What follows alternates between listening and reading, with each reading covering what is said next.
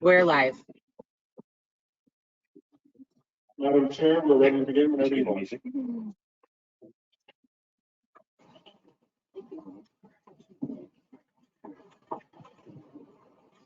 Is Rex not hearing anything?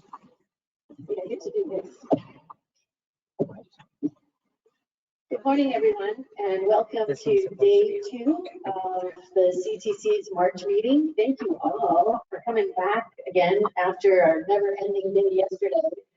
We were looking at our schedule today, and I think we have about 385 to go. So hang in there with us. Douglas, if you will do roll call, I will appreciate it. Thank you, Madam Chair. Commissioner Bradshaw. Commissioner Bradshaw is remote. Are you available? Here. Thank you. Commissioner Cruz.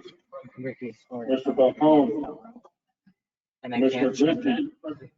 Vice Chair Gordino. Commissioner Lugo. Commissioner Lugo is remote. Are you there?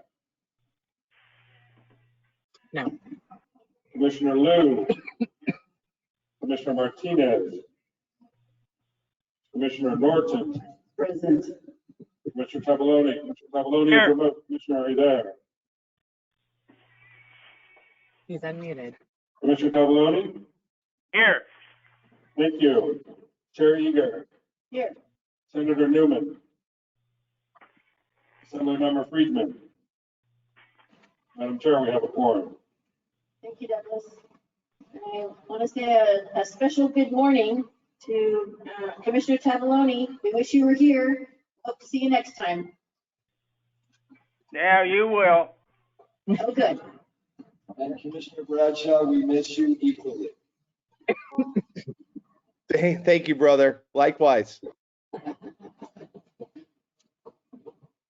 you, Madam Chair. Welcome to day 2 of the March 2023 CTC meeting. The Commission's meeting agenda is located under the Handouts tab on the webinar and on our website at www.catc.ca.gov.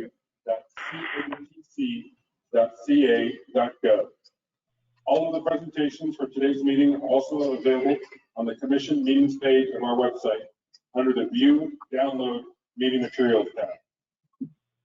American Sign Language translation is being provided on the webinar and also in the room, and you should be able to see those translators on your screen. Any document the CTC creates can be translated into any language you need.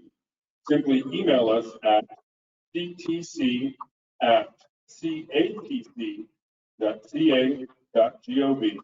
and we'll have them returned to you as quickly as possible. For our presenters, if you're on the agenda to make a presentation, please do your best to be distinct. Please remember to speak at a steady pace to allow our translating service adequate time for accurate translation.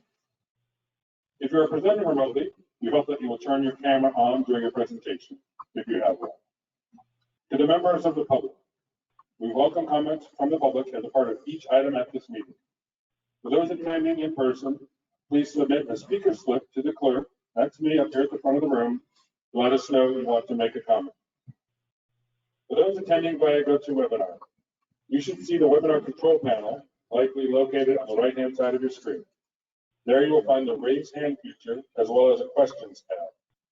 We encourage you to use the raise hand feature as early into the item as you can to give the system time to acknowledge it. Alternately, you may use the questions tab to submit your comment. Please be sure to include the agenda item number you are commenting on. Commission staff will read the comment on your behalf. As a reminder, each registered attendee is provided a unique link and phone number to access the webinar. These links should not be shared with other participants as they are registered to your name and can create confusion for staff when making comments. For all of our meeting attendees, if you want to make a comment, please do your best to be concise. Please make sure that your comments add new information. If you agree with the comments of a previous speaker, simply make that statement. Please remember to speak at a steady pace to allow our translating service adequate time for accurate translation. Since we often have many speakers for an item, we ask that you make your point in 3 minutes or less. If, for some reason, we have many speakers on any single topic, we reserve the right to limit comments to 1 minute as needed. Thank you for joining us today. Thank you, Madam Chair. Thank you, Douglas. And yes, just to reiterate, we have a lot of items to get through today, so we will be monitoring that time on the screen. So we certainly encourage anyone who wants to give a public statement to do so, but we will have a timer that will be No. have the vote count for us. Okay. When we get So today we will be What are we doing first? starting with tab 19. Madam Chair, I think we need to start with tab 76. Never mind, we're having trouble contacting the property owner. Thank you. Thank you. Pivot back to 19. Thank you. You have to raise your hand if you're going to speak. Tab 19 is an informational item for staff to present the draft 2023 Local Transportation Climate Adaptation Program. The draft guidelines are provided as an attachment to the book item. Staff is bringing forward these draft guidelines to provide commissioners and the public an opportunity to provide feedback. The final guidelines are anticipated to be presented for approval and adoption at the May Commission meeting. The final guidelines adoption at the May Commission meeting will trigger the call for projects. Senate Bill 198, enacted on June 30th, 2022, established a competitive local transportation climate adaptation program to allocate $252.5 million in federally apportioned promoting resilient operations for transformative, efficient, and cost-saving transportation formula program, or for short, the PROTECT formula program. In addition, SB 198 set the guideline criteria, directs the commission to develop and administer the program, 19? and added a one-time appropriation of $148 million in state funding. In total, the program will provide 5 years of funding for a total of $400.5 million spread across 2 program cycles. The draft guidelines represent the first cycle of the program and will include 3 years of programming with $296.5 million. The program will provide support to eligible applicants as they develop and implement projects that adapt local surface transportation infrastructure to climate change effects, improve transportation and community resiliency to natural hazards or disasters, and advance environmental justice by requiring applicants demonstrate that nominated projects directly benefit climate vulnerable and under-resourced communities. The draft guidelines were developed in consultation with the Federal Highway Administration, relevant California state agencies, local agencies, metropolitan planning organizations, county transportation commissions, tribal governments, non-governmental organizations, and other transportation stakeholders. Additionally, staff has presented the program and proposed guideline policies to the following stakeholder groups for their feedback: Rural Counties Task Force, the Regional Transportation Planning Agencies meeting, and the North Coast Tribal Transportation Commission. Upcoming presentations will be conducted in April at the Native American Advisory Committee, the Integrated Climate Adaptation and Resiliency Program Technical Advisory Committee, and staff is working internally to create a workshop for members of the Equity Advisory Committee. Following the kickoff workshop in October 2022, the Commission has held 4 public workshops to solicit stakeholder input and inform the draft guidelines. On average, there were between 60 and 100 attendees at each workshop.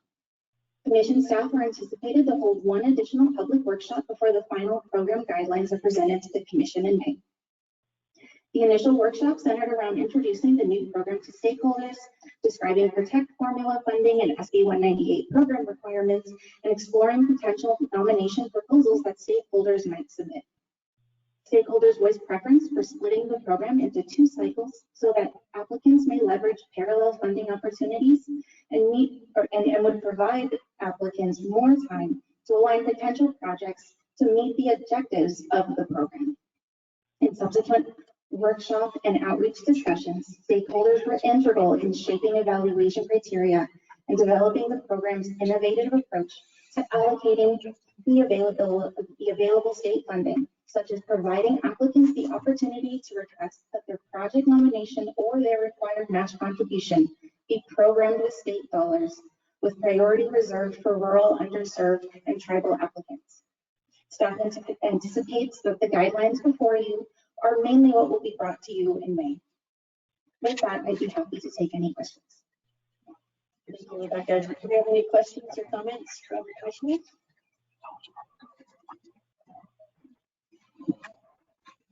Only that we really do appreciate your tone never changed, but your voice got louder, so great job. Thank you. I was gonna make a similar comment, so I said. Well done. So I understand we do have public comment in the room. Aaron Point.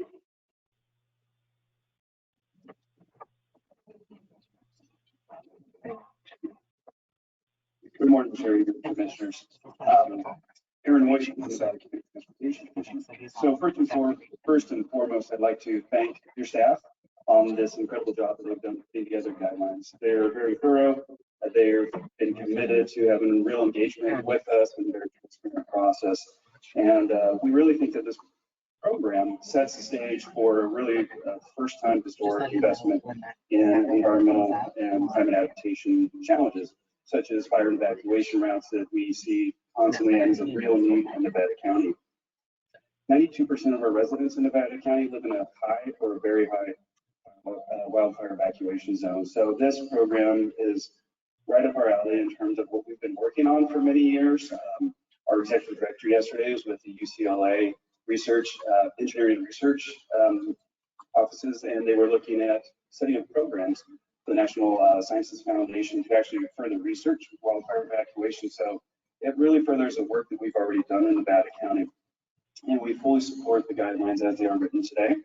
The one comment I would have and would like to make is that it would be ideal if we could better align Caltrans' climate adaptation funding programs they have with the LTCAP program, that we can really look at strategic investments on the same and parallel timelines. So, thank you. Thank you. And Kenneth Campbell. Good morning. Good morning, Commissioners. Kenneth Campbell with the Metropolitan Transportation Commission. I also wanted to echo what Aaron mentioned and to thank staff, Vanessa and Rebecca, for all their hard work and holding all these workshops and getting public input from us and really taking that to heart. I really want to appreciate that. I also want to mention this is a great opportunity. It's a new program. Certainly in the Bay Area, we have a lot of resilience and sustainability needs, including for various sea level rise as well as for wildfires. So we support that. And finally, I also want to echo the unique opportunity that we have to leverage both the LTCAP as well as the Caltrans program, and encourage us to find synergies where we can cooperate and work together. So with that, thank you very much for that comments. Thank you. Any public comment online? Yes, we do. We have Sophia Rakova looking to comment on this item. Sophia, you're free to unmute yourself and make a comment. Good morning. Yes, dear commissioners, I'm Sophia Rakova, policy advocate with the Coalition for Clean Air. We're very supportive of the new climate adaptation program, which would allocate funds to projects looking to improve our state's climate resiliency. However, we are concerned that the language of the draft guidelines could lead to the funding of projects that undermine the purpose of this program. The current version of the guidelines includes a section on funding restrictions, which specifies that a maximum of 40% of available funds may be programmed for the construction of new roadway capacity. The Federal Protect program established by President Biden would award funding to make transportation infrastructure more resilient to climate change and natural disasters caused by climate change. Yet over 100 million of this funding could instead exacerbate climate change and its effects through its allocation towards capacity expanding projects. Freeway widenings are known to induce demand, increasing the number of cars on the road and leading to increased congestion, air pollution, and greenhouse gas emissions. In order to combat the looming threat of climate change, California needs to focus on reducing car dependency instead of funding more highways. For these reasons, we ask that the language be removed or amended to specify that the climate adaptation program funds would not be used for the construction of new roadway capacity. Thank you. Any others? I see no other virtual attendees looking to comment on this item. Thank you. I understand what the Coalition for Clean Air is getting at, and capacity for capacity's sake is one thing, But I think we should not make the amendment that has been recommended unless we are willing to talk about the fact that we may need to add capacity for bus only lanes, we may need to add capacity for congestion pricing. I do not believe we should treat all capacity the same, and I think we need to really examine what we're doing with capacity, because we have talked about managed, multimodal, and meaningful, and I do not think we should always assume that capacity is about single occupant vehicle, gas powered cars. So I really understand the point that's being made by Coalition for Clean Air, and I respect the perspective. But I think we should allow for the fact that capacity may be there to enable the very things we're trying to do for our climate adaptation, which is enable zero emission freight, zero emission transit, and to move people away from single occupant vehicles and traveling together, as has been shown very positively by our congestion pricing express lanes programs. And so I do not think that only funding roadway is to be seen as one thing and one thing only. Thank you, Commissioner Norton. Anyone else? Madam Chair. So to take Commissioner Norton's presupposition, perhaps the amendment should state that we would want certain types of highway capacity enhancements instead of a broad kind of, I like it as now, it's too broad. Yes, Tanisha. Rebecca, correct me if I'm wrong, in reading the guidelines and reading the statutory language for the PROTECT program in particular, there are limitations for the types of lighting projects that deal with emergency evacuations, for example. And so there are some limitations in statute as well. Yes, that's correct. Maybe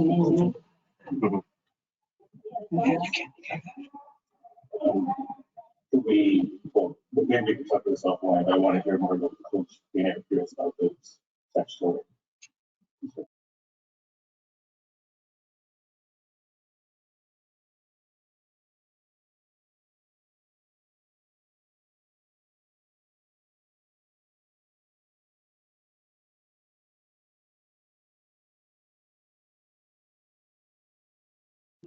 To immediate experience relative to requirements.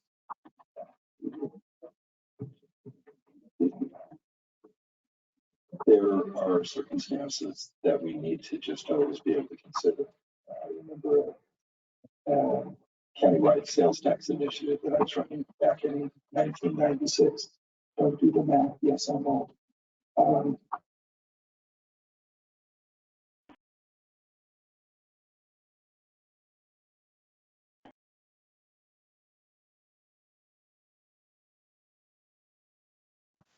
And about that 2 months, we see direction. And it was like an hour, which was an apt description because it took about an hour to test a solution or gas emissions to get through that bottom. Yeah. Technically, that was a one. But it was also fixing that had been created between jurisdictions for decades. So I want to make sure that we always have the flexibility to thoughtfully consider Every time we meet you, the choices that are going to be good for the traveling public, that are going to be best for our environment, air quality, and greenhouse gases. And that wasn't, okay, we'll create an auxiliary right there. We were just making it what it was to its north and to its south.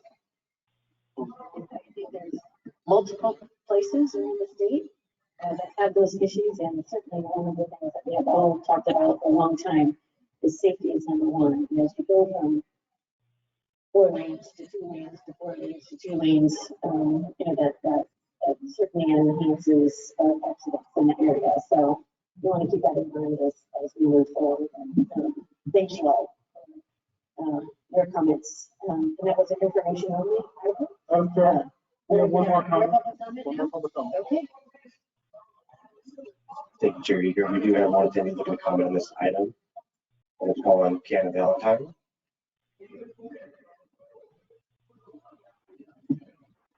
Kiana Valentine, you're free to unmute yourself and make your comment.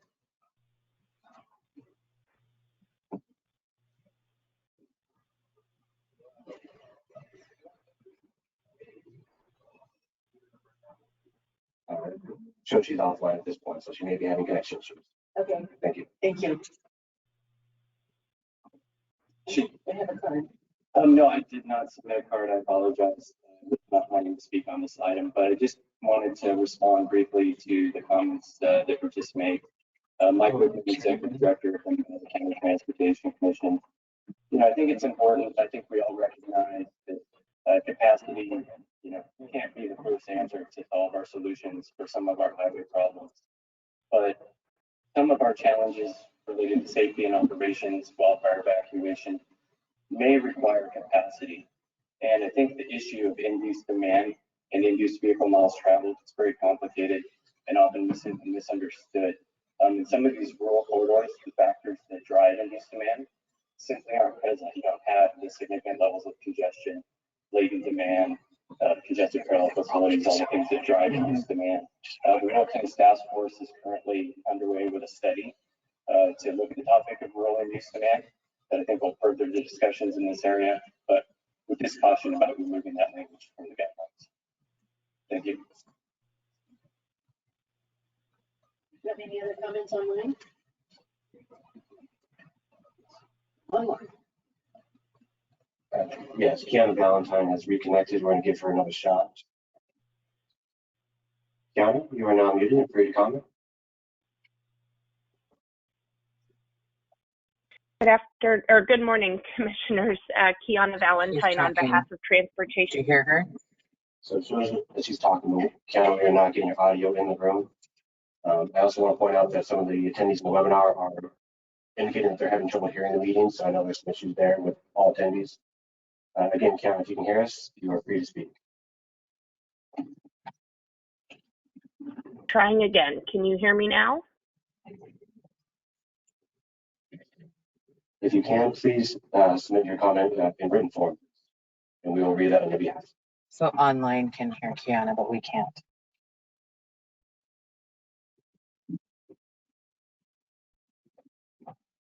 Okay, not seeing or hearing anything at this time.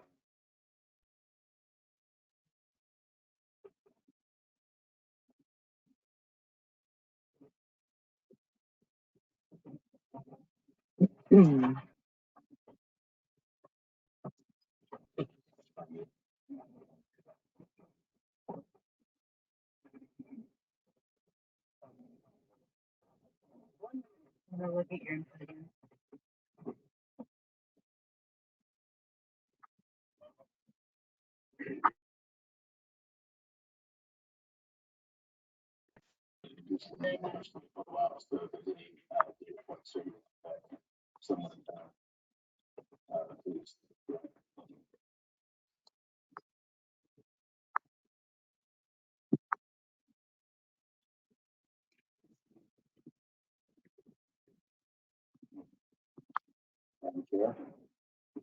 Since we're waiting, I'll bring this up.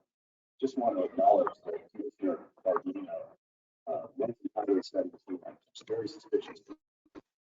All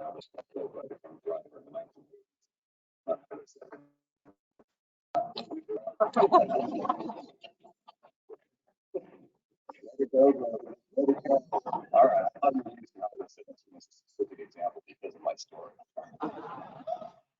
It was in the context of getting out of jury duty. Allowed you to get out of jury duty, a drunk driver. It's not saying this anymore. Are you still hearing? Like, are you still hearing?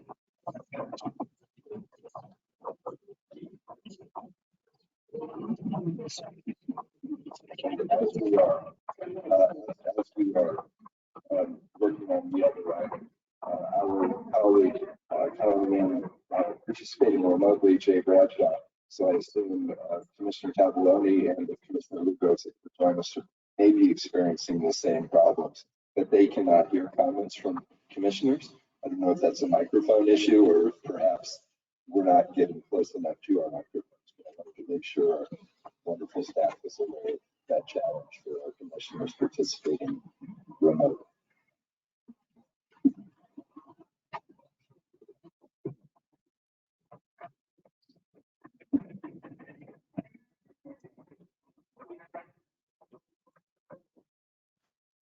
At this point, we're going to close out that particular item. I don't have a minute there. That was on item 19. Yeah, no, you're fine. So we will be moving on to item 76, which is a resolution of necessity. And I understand that Tim is here.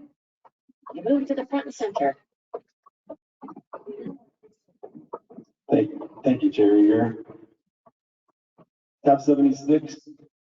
Make sure we have the property owner online and that person.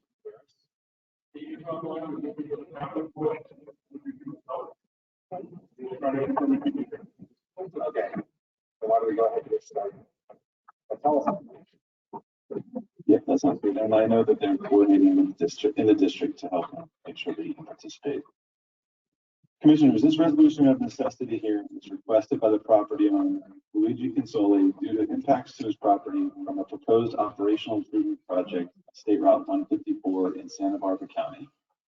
The purpose of the project is to build a single-lane roundabout at the intersection of State Route 154 and Edison Street and alter the stop configuration at the directly adjacent T intersection of Baseline Avenue and Edison Street. Just wanted to check, make sure that the property owner is available online. Yesterday, did you have this muted or unmuted? Did you have this muted? Do we have the property owner online? Was this muted or unmuted yesterday? Yeah, he has the ability to unmute himself. I don't remember which Maybe I'll one. connect it to unmute. Because this is the one that's coming back to me. The property owner, What is Mr. this? Consoli, No, this audio to you. If you could just mention that you are available to speak, that would be great. I want to make sure that you have that opportunity. And if you can unmute yourself, that would be helpful. Mr.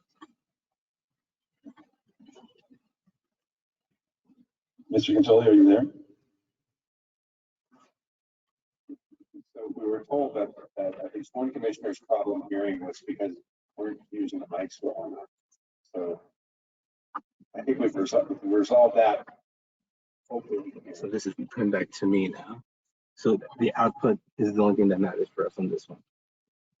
So output needs to be your headphone jack on this one. You unmuted his mic. Mr. Consoli, can you hear us? They're not talking to you. Oh, I thought it was console. You did? One more time, we're trying to check some audio in the room here. Okay, wait. Tell him to keep going. He's not talking.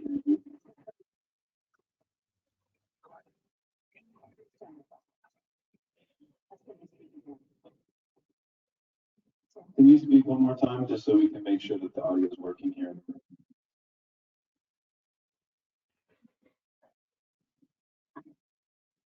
Put it a little louder. It's loudest. Oh, that's it.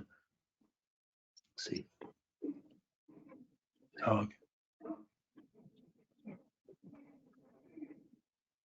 You got the power on in case. No, there's plenty of power. Oh, that's it. Console. We'll call you again. Again. You are live.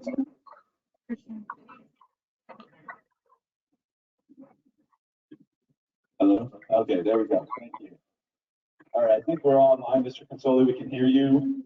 We're going to continue with our presentation. Can you hear me? Yes, we can hear you. Okay. Am I allowed to make a presentation? We'll get to that. Let me finish my speaking points and then we'll get to the presentations. Okay. Thank you. Thanks. The Consoli property is 20.58 acres and is used for a single-family residence along with the remaining land for residential purposes. The required area for the property to construct the project is 0.15 acres. Under eminent domain law, a property owner whose property is under condemnation consideration has the right to appear before the commission to question 3 of the 4 findings that are required to be met for section 1245.230 of the Code of Civil Procedure prior to the commission adopting a resolution. The three findings are, does the public interest and necessity require the proposed project? Is the project plan is located in a manner that will be most compatible with the greatest public good as described in injury? Is the project property necessary for the proposed project?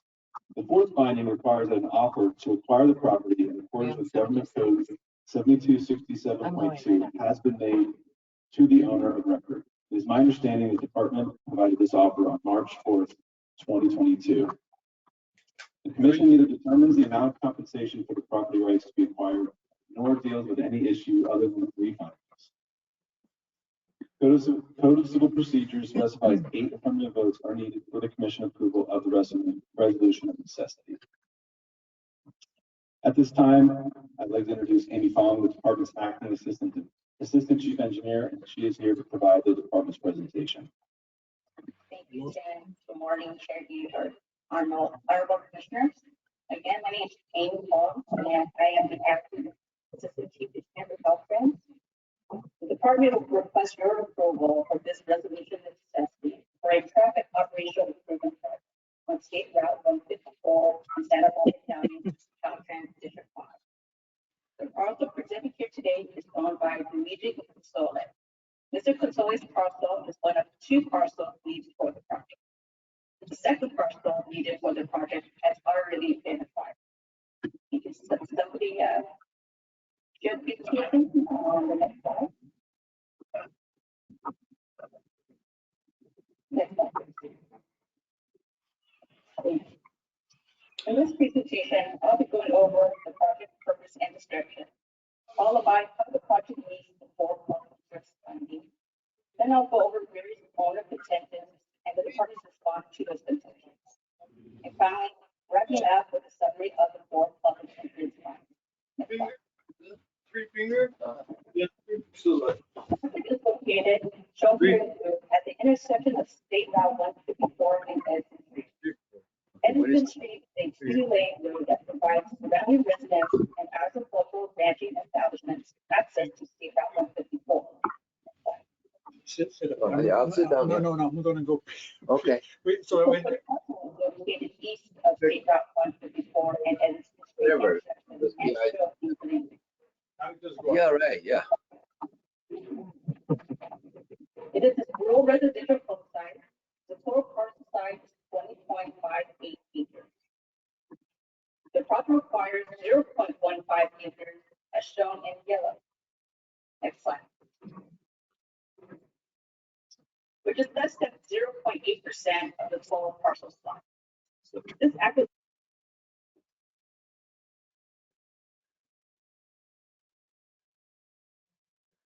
And so I've just.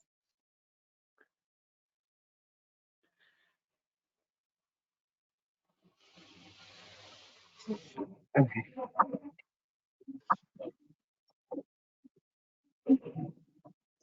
So I've been to the project site and walked around.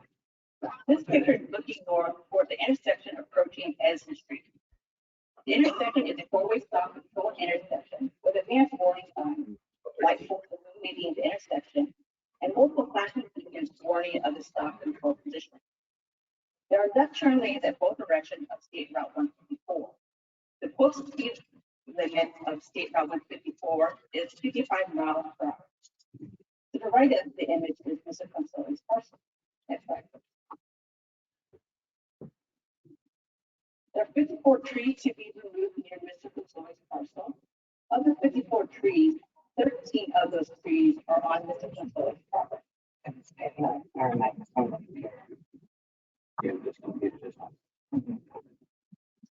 The purpose of this project is to improve traffic flow and operation at the intersection of State Route 154 and Edison Street. If the project is not constructed, congestion on the corridor will increase to undesirable levels that include stoppable traffic or travel times, low comfort and convenience, and increased collision exposure. This project will improve the traffic flow at this location, enhance traffic time reliability throughout the corridor, and reduce congestion. The project will construct a 10-foot bicycle and pedestrian shared use path around the circular roadway to further improve multimodal access. An added benefit of the project is that it will improve safety. During a 3-year period from January 1st, December 31st, 2014. Collisions at the project locations were 1.25 times higher than the state average for similar facilities. During the same time period, fatal and injury collisions were 1.5 times higher than the statewide average. Since this location has an operational deficiency and there are inherent safety improvements with roundabouts, the public interest necessitates improvements at this location. Next slide, please. So here's the closer look at the intersection. Next slide. This important operational improvement project will construct a 4-leg roundabout at the intersection to alleviate future congestion, improve multimodal access, and improve safety. According to Federal Highway Administration, roundabouts provide operational improvements by maintaining a continuous flow through the intersection, as well as improving safety by reducing the number of vehicle and pedestrian conflict points. Roundabouts also produce both the severity and frequency of collisions due to the relatively low speed at the roundabout, which is less than 25 miles per hour for a single lane roundabout, and the type of collisions that occur in a roundabout, which tend to be low traffic, low speed, sideswipe, and less severe. The project will further deliver on the department's strategic goal of enhancing and connecting multimodal transportation network by increasing our bicycle and pedestrian travel network. In addition, the project will be aligned to the department's safety first goal by implementing a safe system approach to eliminate fatalities and serious injuries. Next slide. The 4 findings needed for the commission to approve the resolution has been met. In the following slides, I'll describe the facts on how the department has met these findings. Next slide. Related to the first finding, yes, the public interest and necessity require the proposed project. The project is supported by Santa Barbara County and is in alignment with the Santa Ynez Valley Community Plan, which prefers the roundabout configuration. The project was then analyzed by the department in the 2017 intersection control evaluation. The evaluation analyzed traffic operation, collision history, and benefits of various types of intersections, including the existing 4-way stop intersection, various roundabout configurations, and a signalized intersection. The evaluation concluded that a roundabout is of best public interest and a necessity to enhance travel time reliability throughout the corridor and improve safety. In addition, the project is supported and developed in collaboration with the Santa Barbara County Association of Governments, also known as SBCAT.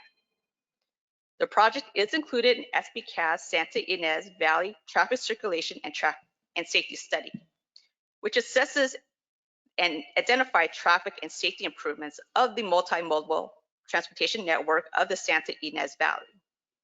In addition to improving traffic operation, the project will make the intersection safer for vehicles as well as bicyclists and pedestrians. Next slide, please. Related to the second finding, yes, the project is planned and located in a manner that is most compatible and with the greatest public good and least private injury. The project is carefully designed and located to minimize acquisition. The roundabout is designed and provide adequate queuing, accommodate roadside drainage, slow entry speeds, and minimize property acquisitions by constructing steepened side slopes. Next slide. If the side slopes were not steepened, approximately 1 acre of Mr. Consoy's property would have been acquired. With the current design, 0.15 acres of Mr. Consoy's parcel is required to construct the project. Next slide, please. Related to the third finding, yes, the property sought to be condemned is necessary for the proposed project. Various options were analyzed for the project. They include leaving the existing intersection as is, which does not meet the project's purpose. The second option is a signalized intersection.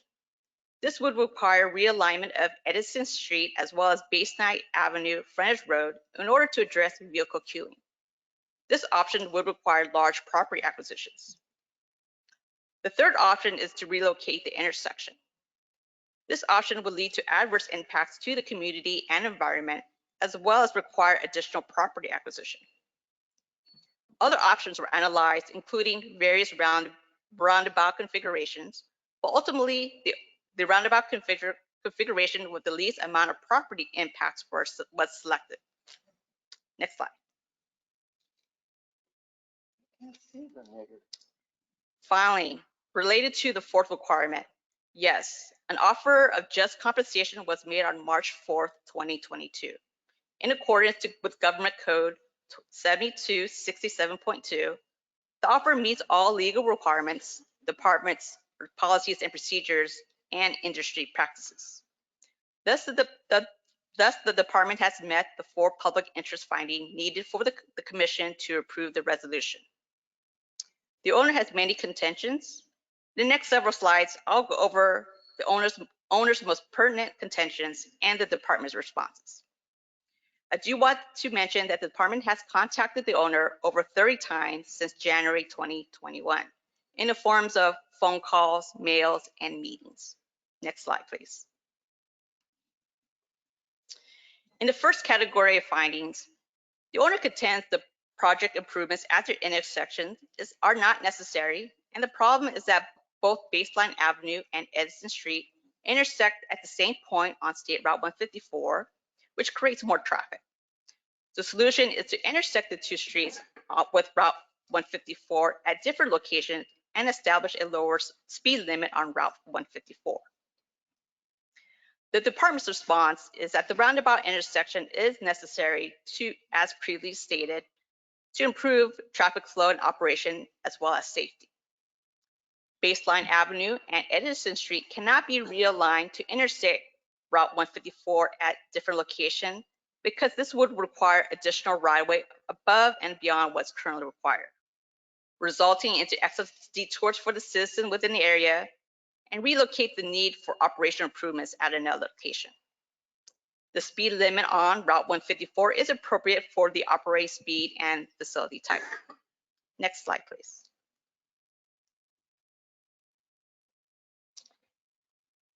The second category of contention is that the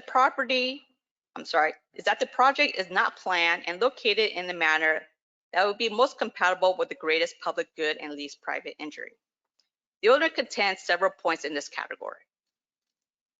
The first point is that there were no public meetings for this project, and the project was designed without his inputs. The department's response is that while the project itself is not required to hold a public meeting under the environmental policies of the California Quality Act, known as CEQA, and the National Environmental Policy Act, known as NEPA, the project went through several design iterations to minimize as much property impact as possible. And while a public meeting is not required for a project, there were 3 public meetings and a bus tour that were held by Santa Barbara County Association of Governments for their Santa Ynez Valley Traffic Circulation and Safety Study. This roundabout project is included in the study as well as in the public meetings. Several notices were sent to the public through the local newspapers, various social media and website, and press releases informing the public of opportunities to review and comment on the study. In the most recent public meeting held on September 11th, 2019, which had an attendance of more than 180 people, the department shared a schematic of the project's roundabout intersection and answered a number of questions from the public. The public's general feedback was supportive of the traffic and safety study, as well as the proposed roundabout. Next slide, please. The owner also contends that instead of a roundabout, a traffic signal can be installed. Then we would not need any right-of-way from his property. The department's response is that multiple project alternatives were analyzed, including a traffic signal, as previously stated. Ultimately, the roundabout that was selected due to the improved operational efficiencies and safety that a roundabout provides, maximizing the benefit cost value, and is the options with the minimum property and environmental impacts. In addition, the Santa Ynez Community Plan has also addressed development of signalized intersection along this route. The plan states that traffic signals are not considered compatible with the semi-rural character of the Santa Ynez Valley Community Plan area and should only be considered when no other form of intersection improvement is feasible or when warranted to protect public safety. Furthermore, the project is consistent with State Route 154 route concept. Also, SBCAS Santa Ynez Valley Traffic Circulation and Safety Study looked at a number of intersections and segments in the vicinity of the project area. And the public expressed a desire to maintain the rural character of the area by not installing traffic signals. Next slide, please. The owner contends that the project will create more dust, fume, and noise. Additionally, project mitigation for the trees to be removed is not sufficient. The department's response is that the project is in compliance with environmental policies and is utilizing best practices to minimize any dust, fume, and noise. In addition, several studies that are supported by Federal Highway Administration and the California Environmental Protection Agency have found that roundabouts generates substantially less air pollution. Furthermore, a tree replacement project will be constructed after the roundabout is complete. It will replace trees that has been removed in and near the southwest corner of the parcel. Placement of the new trees will mimic the existing visual and noise break. And the number of new trees that will be planted are more than double than what is required. The project originally planned to plant 125 trees, has now increased to planting 250 trees. Also, the size of these new trees will be larger than what is required. Next slide, please. For the third statute category, the owner contends that the roundabout should be relocated so that the state would not need to acquire part of this parcel. The department's response is that the location of the roundabout was carefully designed through an analysis of various project site constraints. They include spreading the property acquisition amongst two parcels. The area of the second parcel acquisition is 0.23 acres. In addition, the roundabout has been designed to accommodate roadside drainage, slow entry speeds to improve safety, and minimize property acquisition and environmental impacts. Next slide, please. For the fourth statute requirement, to date, the owner has not contested the offer. The offer is appropriate and was made on March 4th, 2022. Next slide, please. I'd like to summarize the project resolution of necessity by stating that the department has demonstrated that the four findings needed for the commission to approve the resolution has been met. The department will continue to actively negotiate an agreement with Mr. Console, but to keep the project on schedule, the department will request that the commissioners approve the resolution of necessity. And now District 5 Director Scott Eads, his staff, and I will be happy to answer any questions. Thank you, Chair Eager. Thank you. Thank you, Amy. At this time, I would like to give Mr. Console or his representatives an opportunity to address the commission. Mr. Console? Yes, Luigi Console up here. Well, I guess to start with, the first one, I'm going to kind of, I mean, there's a lot of slides. I don't have a slide up here. I'm going to just make a comment on the first item that is required for you guys to approve the project, and that's the public interest and necessity required the project. First thing is, and that there was no public hearing when Caltrans built the roundabout on 246 and 154. There was song and dance, there was a public hearing and everything else. And that place, basically, there is nobody living around there. There's just a couple of cows and there's miles basically not populated, okay? Now we have, you proposed roundabout on Edison and 154. There's a lot of ranchettes over there. There's the church nearby, right on the highway. And there was no public hearing. No, was presented, there is no legal, I mean, there is no requirement for public hearing. I guess what I've been told, I have a right for a public hearing. They also mentioned that there were a notice and everything else. The only thing I know for a long time was some people, they used to come over there. I had some letter from Sacramento. They wanted to do some survey. Never know if it was going to be a roundabout. I thought it was a drainage type of stuff over there. And that's basically going on.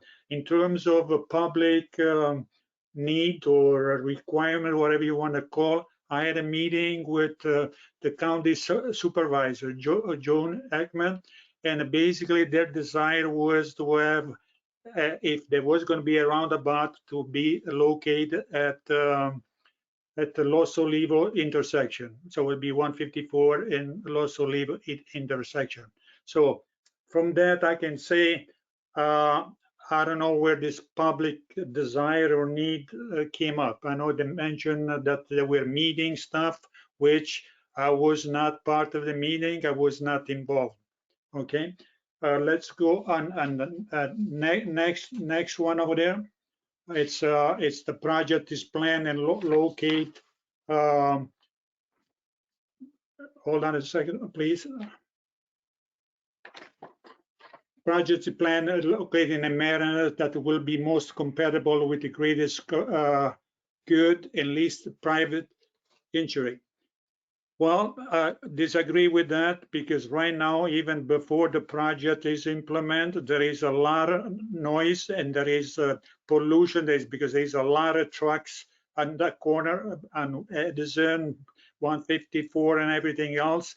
I do have a buffer of three line of trees, grown up trees that personally I planted long time ago. They're 20 feet and taller, some of them. There's cypress, there's oak trees, and there is pepper trees over there. And that provide a barrier for noise and pollutants from the roads, basically. A lot of the pollution is sip in the ground. I had some groundwater test, and there is cadmium that came up. I've been sick many times. Every time I breathe some diesel exhaust, I had a blood test of arsenic, and I had a blood test of showing cadmium. And that caused AFib. I've been basically chronic AFib for a long time. And I don't know if you guys read, even the California government in California, they had a study on impact of exhaust on health of people. There is, as I said, will impact me during the construction. I've been told that that would take a year, and after construction, because you're going to remove all those trees, and that's a barrier to me. Plus, you're getting close to my property, and there'd be more washed, basically drainage that they're going to sip in the ground from basically dust from brake tires, dust, and that's what I'm going to be breathing. My place, I don't spray anything. I keep basically organic. I never spray any chemical, anything.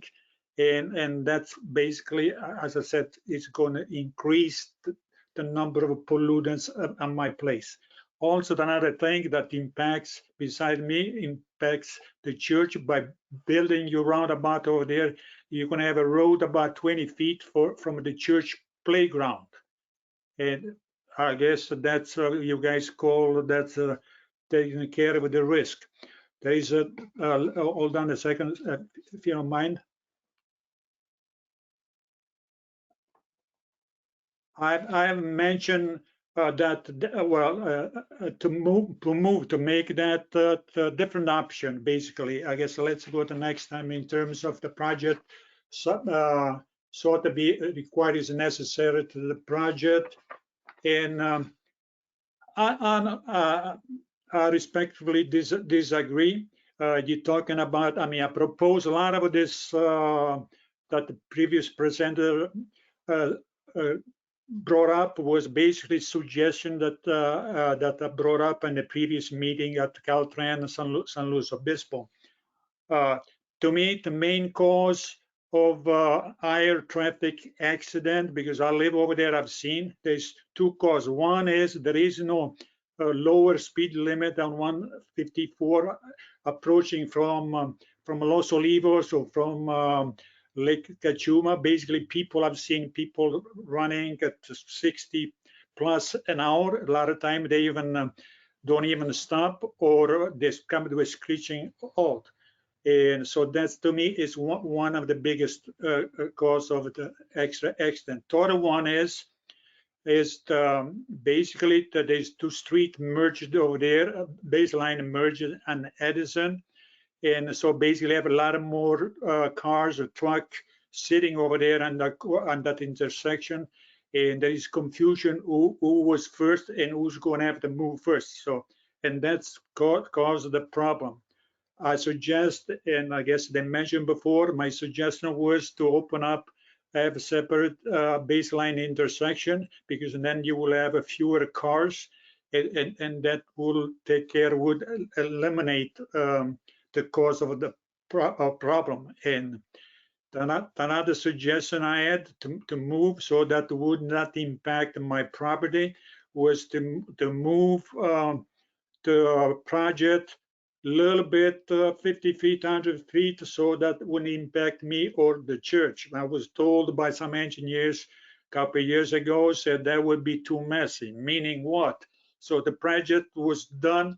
A lot of this study that I've seen presented right now is basically the suggestion that I have proposed in the last couple of meetings in San Luis Obispo office over there.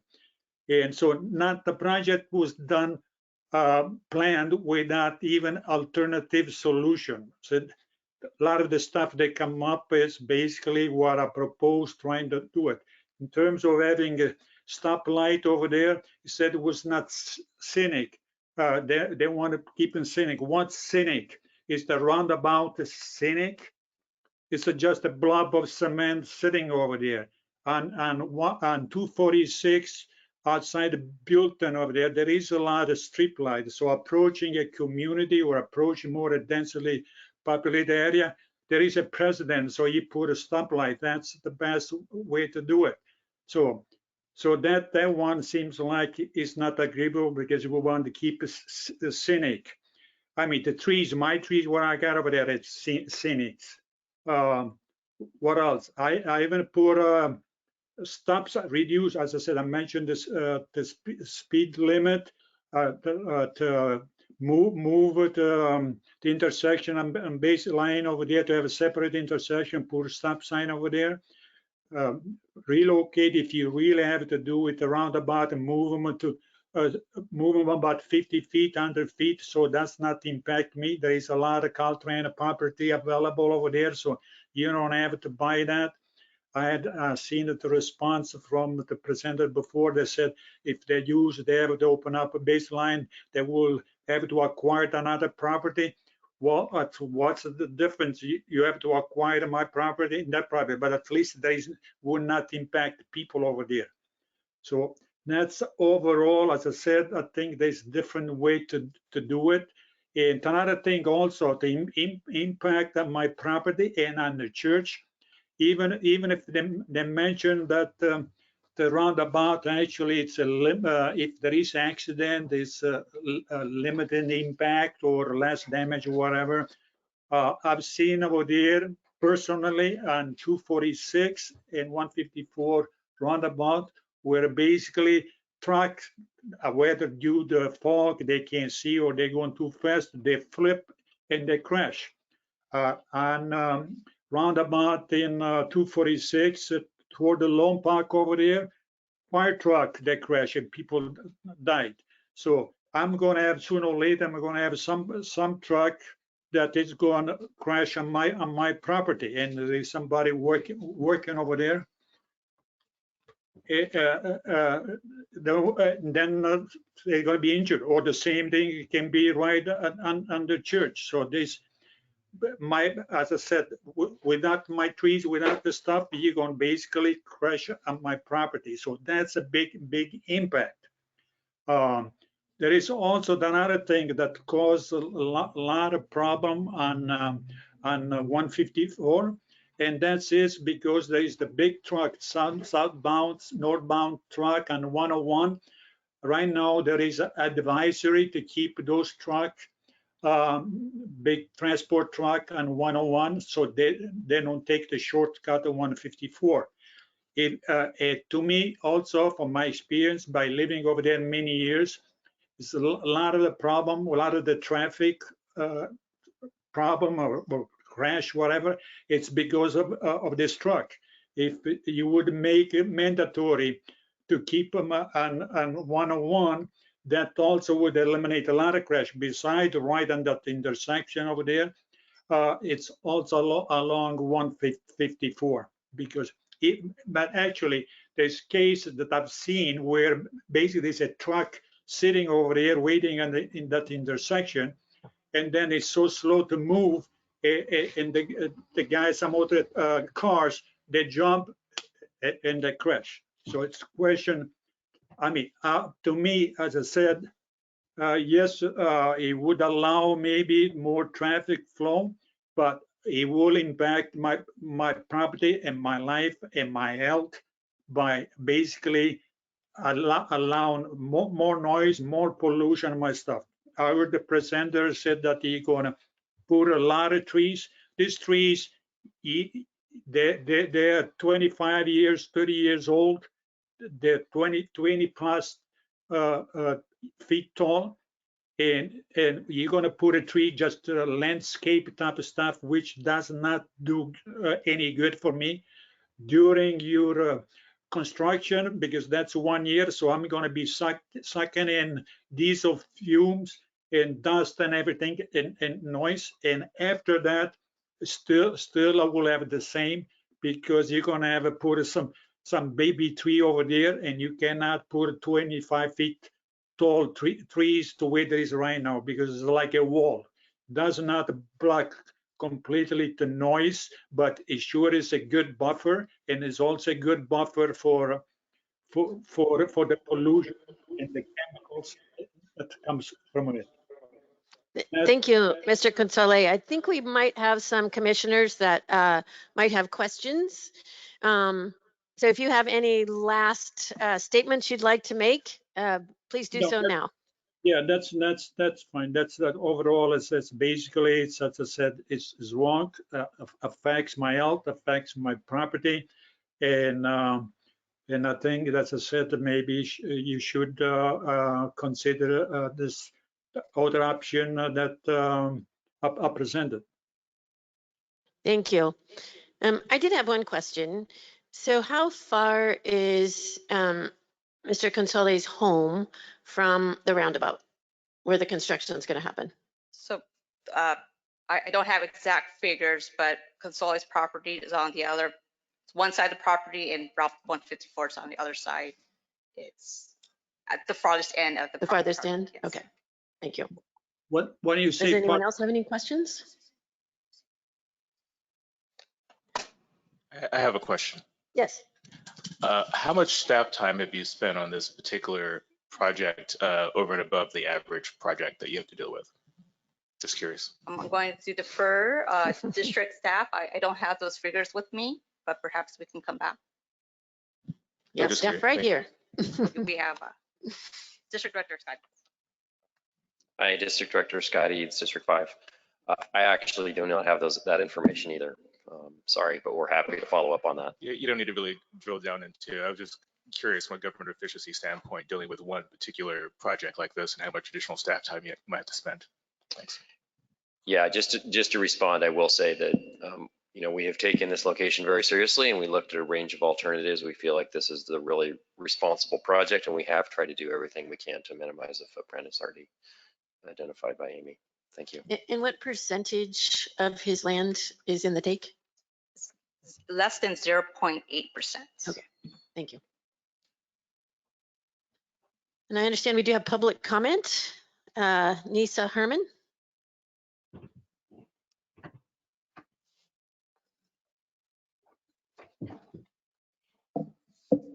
Yes, regarding Government Code 7267.2 point proclamation for the greater of the public good. Well, I support the public speaker whose property is being impacted.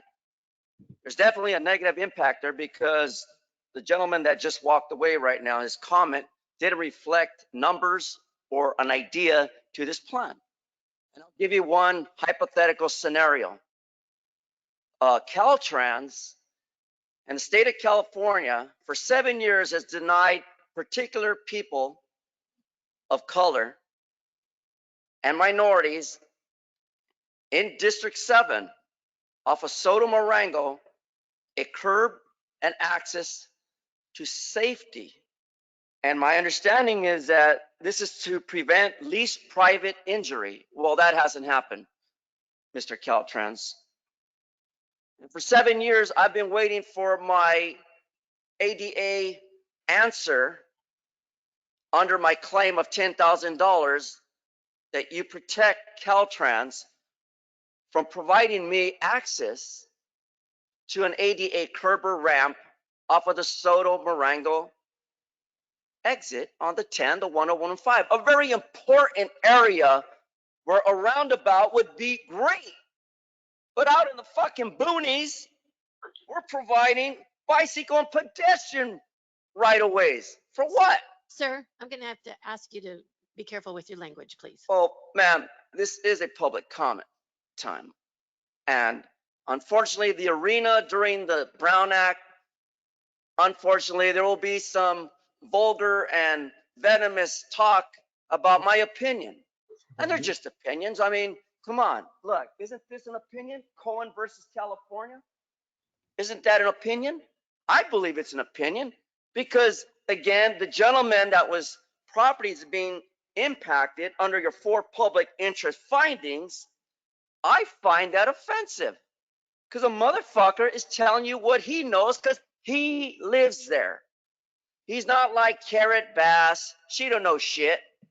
Carrot Bass don't know shit, just like your dumb governor, Gavin Newsom, don't know shit about public transportation. I do, because I use it. I use it every day. When I flew up to Sacramento and talked about these issues of safety for the public, all I got was a bunch of bullshit in Sacramento. You have 30 seconds left. And so, once again, we need closed captions so people can read. We need ideas that open us to Santa Barbara's and Edison Street for fucking being fucking assholes regarding a transportation roundabout. Because they work, yes, in congestion areas like fucked up LA, but California is so fucking behind in infrastructure. That's the reason why a nigger like me, a dirty nigger, couldn't come in through this building earlier this morning because they said this commission meeting is only open to the commission. That's racist, prejudiced, discriminatory against individuals in participation. 42 U.S.C. 1983. Fuck you politely. Your time is up. Thank you. Where did I turn in my public comment? Oh, yes, sir. Thank you. Thank you. Do we have any other public comment? Anything online? Do we have any other commissioner comments? Yes, Commissioner Falcone. Yeah, could you, thank you, Madam Chair. Can staff respond to the proximity to the church playground and if there are any safety mitigation? Yes, so the church is just across the street off Edison Street from Mr. Consoli's parcel. And the road, the ramp would be about 20 feet to 15 feet from the church. The safety measure is constructing the roundabout because it will provide less conflict points for vehicles. But the truck, they can crash right on the church. Can staff confirm that we are not restricting access to any member of the public to these meetings? You don't have appropriate signage out there that says a public meeting open to the public. All it says is commission meeting. That's discrimination. I wouldn't know unless I got up and demanded entry, and it took a while for me to enter. So you get your security of Metro to do the goddamn right thing. Open it up to the public, sir. Thank you. Well, there was no public. May I ask Douglas, under the Brown Act and under Bagley-Keene, what is our responsibility as to being able to request that statements not be made about the relative wisdom of our elected officials and cursing in our, thank you so much, cursing from our public comment? Madam Chair, our agenda clearly states it on the first page. People being disruptive to this meeting, and being disruptive is at the determination of the commission and or the chair, can be asked to be removed from the meeting if they're being disruptive or holding up or interfering with the regular business of the commission. And I do want for the people listening remotely to make sure that this speaker was known to have flipped me off as he was leaving and as I was making these comments. So thanks again for that. Did you want to respond? Or we're good. We're good. I'm happy to respond if you still want me to. So Yes, please. the criticism of public officials is definitely within the public's right. You know, what level becomes disruptive of the meeting is going to be up to the chair and her discretion. But I think generally being critical of any public official, especially public officials here, is going to be within the public's right. Thank you. And profanity, we can ask to. Once it reaches a level that it's disruptive, I think it's within your discretion. Great, thank you. Any other questions or comments on this item? Yes, Commissioner Cruz. And I'm totally sympathetic to private property rights. But I will say that Caltrans has done their due diligence. It looks like they even offered to compensate to build a wall. They were going to compensate to replant the existing trees, and both those sort of overtures were rebuffed. So I appreciate the caller, but I also appreciate the work that's been done on this project. May I make a comment? Madam? Yes, sir. Yes, well, I disagree because I proposed also as part of my meeting at the Caltrans San Luis Obispo over there that they should build a wall, and they said they cannot be done. They don't have a permit. Okay, I even tried that. They would not pay for the wall. They didn't want to put a wall, and that was basically a disgrace. So basically trying to tell me, Caltrans trying to tell me that basically take it or leave it. In fact, I've been told that some employee, the project goes on.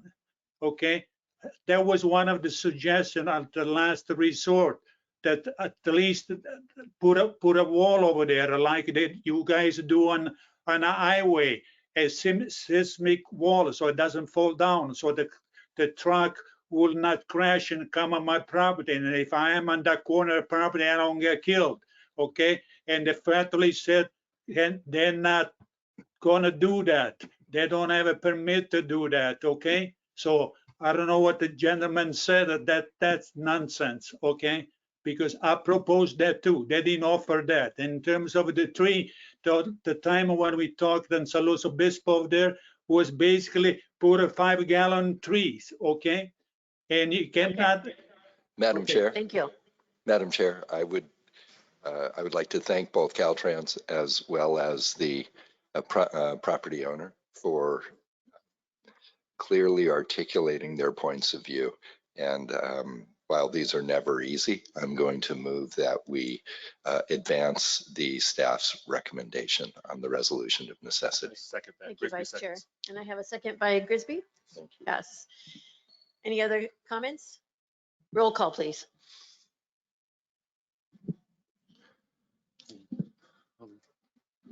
Hold on a sec. Just real quick. Sorry. With all of the distractions, I was not able to clearly make my recommendation yet. Okay. So I would just to be clear, the commission staff has reviewed the proposed RON resolution of necessity and concludes Caltrans has met statutory requirements and therefore recommends approval. Does that meet with your motion, Vice Chair? It does, and thank you, Mr. Silva. Okay, roll call, please, Douglas. Thank you, Madam Chair. Commissioner Bradshaw? Yes. Commissioner Bradshaw? Yes. Thank you.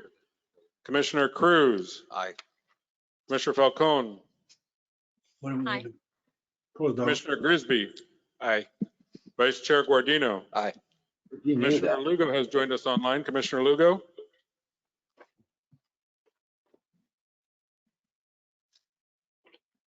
Well, this worked out good. Commissioner Lugo? Commissioner Liu? Aye. Commissioner Martinez? Commissioner Norton? Aye. Commissioner Tavoloni online. Commissioner Tavoloni? Aye. Chair Eager? Aye, Chair, the motion is approved. thank you. Thank you, Tim. We will now go back. I think I'm on 20. Yes, okay, tab 20.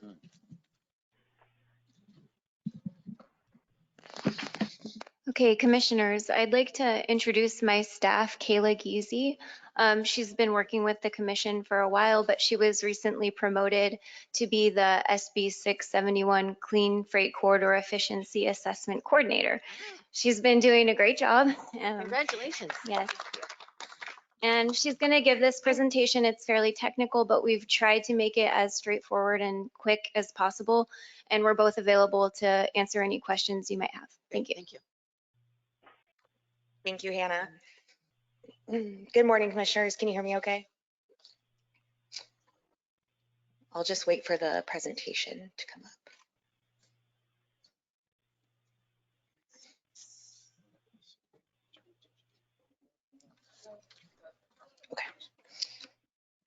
Okay.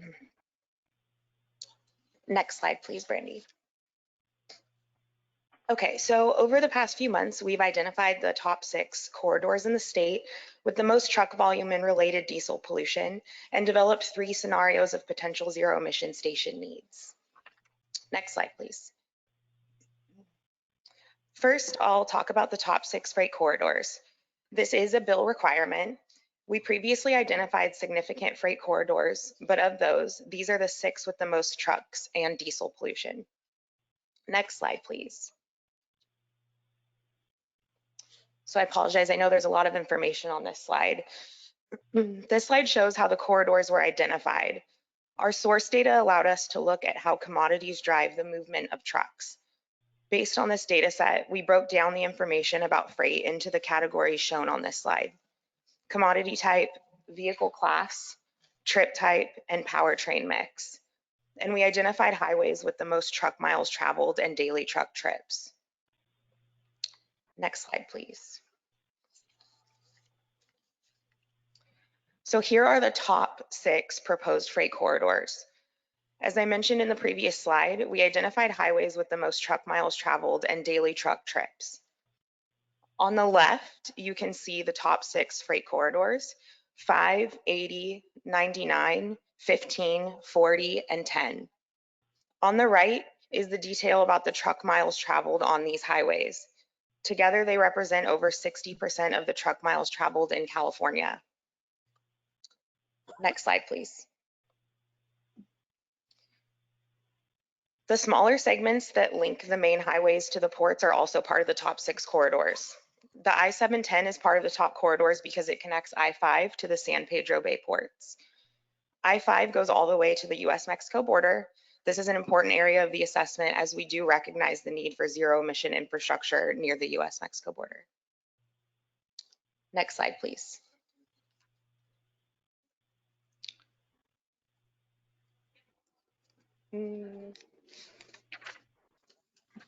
Yeah, back 2 slides, I think.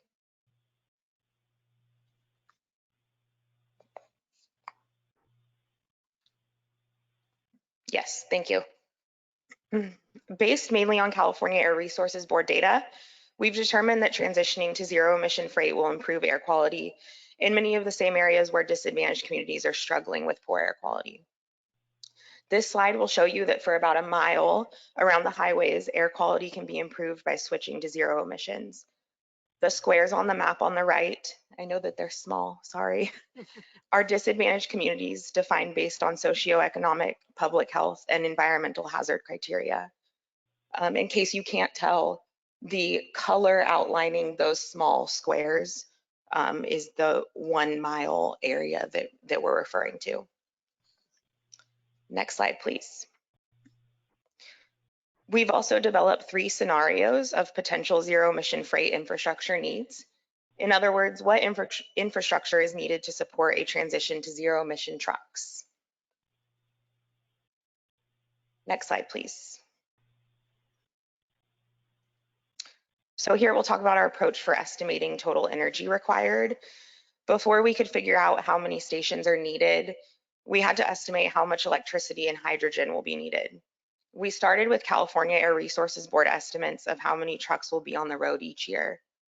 We focused on 4 years, 2025, 2030, 2035, and 2040. Based on what kinds of goods are moving where and forecasts of where we think goods will be moving in the future, we made assumptions about what kinds of trip trucks we will make and whether they are more likely to be battery, electric, or hydrogen. We also based the choice of electric or hydrogen on input from our work group.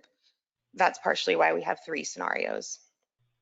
Once we know how many trucks there are, how efficient they will be, how much they'll drive, and if they're electric or hydrogen, then we'll know how much energy is needed. Next slide, please.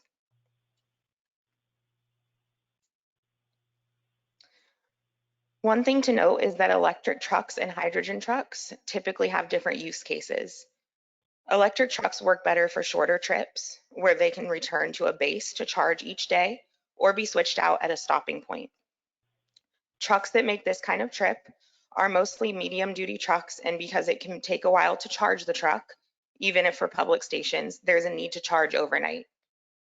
Hydrogen is much closer to diesel in the way that it works. The range of a hydrogen truck is very similar to diesel, and it's also quicker to refuel with hydrogen.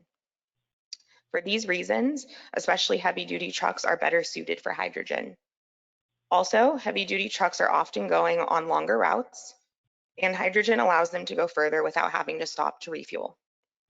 So based on this information, we made some assumptions about which trucks are more likely to be electric and which ones are more likely to be hydrogen.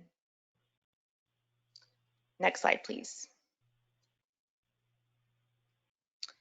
So something else that impacts the scenarios are estimates of how fast electric and hydrogen trucks will become closer in price to diesel trucks. Because the faster they become affordable, the more likely people are to buy them.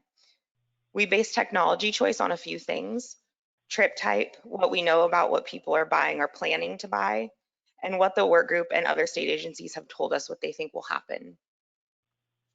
Next slide, please. So here are our 3 scenarios. The left is showing a scenario that assumes there will be a lot more battery electric trucks than hydrogen trucks. The middle is showing a balanced option, and the right is showing a higher percentage of hydrogen trucks. Based on the projected energy needs and station capacity, we identified the number of stations we would need each year. This slide is showing 2 of the 4 years that we looked at, 2025 and 2040. You'll see here that under the 2025 column of each scenario, the number of private charging stations is significantly higher than the number of public stations. Next slide, please. In terms of where to start building first, we think it makes sense to start building along the top corridors that we have identified. On this slide, you'll see an illustration of the approximate placement needed for a minimal viable network. It's best for the state government to focus on public stations first, because it's more likely that private industry will take the lead in installing private depots. A minimum viable network will support the need for public infrastructure in the transition to zero emission freight. Next slide, please. Even though we're recommending a focus on public stations along key freight corridors first, we have also identified other key data points such as logistics warehouses, public and private parking, truck parking, and existing and planned stations. We are hoping that this information can assist the California Energy Commission and Public Utilities Commission in their planning for electric system needs throughout the state. So with that, that concludes my presentation, and Hannah and I are happy to take any questions. Thank you. Do you have any questions, comments from commissioners? Madam Chair, Yes. I just wanted to remind everyone that all of these presentations are available on our website. I know some of them on the screen, and it can be hard to read, so you're welcome to go there and look and spend your time going through those. And one other thing I want to let folks know, the reason we don't give our presenters a clicker to get through the slides a little quicker, one of the comments from our EAC, our Equity Advisory Committee, was there are folks who use screen readers and they go through the presentation separately from the webinar. And so when the folks say next slide, they know to advance to the next slide. So that's one of the things we've adapted as a result of our equity committee. Great. Thank you, Douglas. Do you have any public comment? Oh, Commissioner Liu. I wanted to thank staff for their work on this. It's really good to get us going in this direction. This infrastructure is going to be the most challenging aspect of cleaning up our freight industry. It's really unfortunate that we didn't have a chance to take all of you down to the ports of Los Angeles and Long Beach when we were here in Los Angeles to see what's going on there, and to the local rail yards to see the trucks going in and out and the trains going in and out, to get a feel for what's really happening here. It's quite overwhelming. It's an amazing operation, and a lot of trucks and a lot of ships and a lot of off-road equipment, a lot of locomotives, and it's really something to behold. I do have a bit of a question, and I don't know if and when we get to this, but the priorities are huge. I mean, from Mexico to Oregon, and there are places like here in Los Angeles where we have a disproportionate burden of the impacts from diesel operated equipment and trucks and so forth. So while I know you want to prioritize all these different roadways, it's a little unfortunate the 710 freeway ends up in a footnote here. But also, I'm wondering at some point, are we going to prioritize our priorities so that these communities that have been hosting this supply chain infrastructure and are disproportionately impacted might get relief sooner than the ones who just don't see as many trucks on the road? I'm going to defer to Hannah on this one. I know, she was jumping up, I saw her. Okay, well, it's difficult. So basically what you're saying is you want to make sure that the communities that are most burdened by air pollution see the results of the transition to zero emission first, right? We agree. And the two things we're thinking through are that, for one thing, there, as you saw in that one slide with the SB 535 communities, there are communities that are significantly impacted by air pollution throughout our state. It kind of runs in a line from the border all the way up. So there's a lot of areas like that. And they actually coincide well with the 5 and 99. So I think building that minimum viable network along those areas will help with that if we start there first.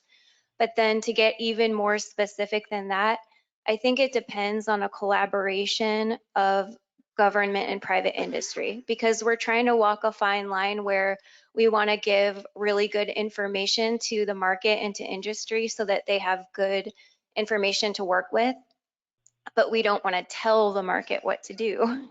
So we're trying not to be too prescriptive, but just give them really good tools and information. And I think that the best chance for areas that will be first are areas where, because especially if we're focusing on the public stations, right? The people who are relying on those public stations. Right, more customers. Right? Yes. And so we need good that's, I think, where we're going to see that synergy is where there's a private company interested in building there and the public, and we've identified that as a high impact area, those spots, and we can kind of start seeing those, because if you remember the SB 671 projects that people submitted earlier, we already are seeing those locations where they want to build and we want them to build. So I think we could just start supporting those through grant programs, and then we'll see that happen. Thank you. I wanted to absolutely concur with everything that my colleague just said. I will also say that it's really important that we take a minute to just commend you, because SB 671 and the meetings that you were hosting have, I think, about 150 people at them all the time. It is one of the best public, private, and multi-jurisdictional partnerships to talk about how we completely transform our mobility system. And so I really want to commend you and everybody who's involved, because this is one of the places where I'm constantly told CTC is getting it right constantly. So I want to say that in what Commissioner Liu was saying about the 710 and others, we cannot move forward on the 710 without showing EPA that we know how to get it right on zero emission freight. And so I do wonder if there is an opportunity to do something more about like best in class, best in technology examinations of how to address zero emission freight now, because we are in year 2 of the 5-year IIJA program. We have the opportunity to get at some of the Justice $40. This seems like a perfect time for us to be moving our talent and everybody who's showing up to these meetings to say, how do we get it right and how can we stand by numbers? Because we need to have EPA and Caltrans and Metro all in sync with what the private sector can do and what's possible in our zero emission and hydrogen and EV networks. So I really want to +1 everything that's being said about how can we drive this a little faster, because there are other federal dollars that we could be getting to support the very infrastructure that you guys are outlining is needed in order to speed the zero emission freight network along. Yes, thank you. And I would just like to say that, for one thing, we can't take credit for the work group because the partners have been excellent, and I mean that sincerely. And I really appreciate their input. And to your point, I think when we start looking at the potential projects, because the bill also, one of the next things that the bill requires us to do is to identify projects that would, specific projects that would help build the needed infrastructure. So maybe at that point, we could think about key locations like the 710 where we want to highlight that those projects are needed. So we'll work on that. And then one more thing is that I know that the CEC, this Caltrans and ourselves, CARB, and a few others have been thinking about what federal grants we might be able to apply for in this space. So just know that we're collaborating on that and trying to do that. Thank you. I do want to add that we met with the Joint Office of Energy and Mobility and had a conversation with Gabe Klein and his team. They want to lean in. This is specifically why the Joint Office federally was created. So there may be non-existing grant opportunities that will be created just to address these projects of national and regional significance. And so maybe we can continue to follow up with them because they are very eager to help us. Okay, great. Thank you. Thank you. Yes, Commissioner Falcone. Thank you, Chair Eager. And thank you for your presentation, Kayla. Thanks for taking this on. I really appreciate you and Hannah always addressing my questions and keeping me updated on some of my issues that I brought up, particularly as it relates to the California-Mexico border and the eastern states. So thank you for that. I have a quick question. Not only do we have a timetable on grants, but we also have a timetable as it relates to regulations.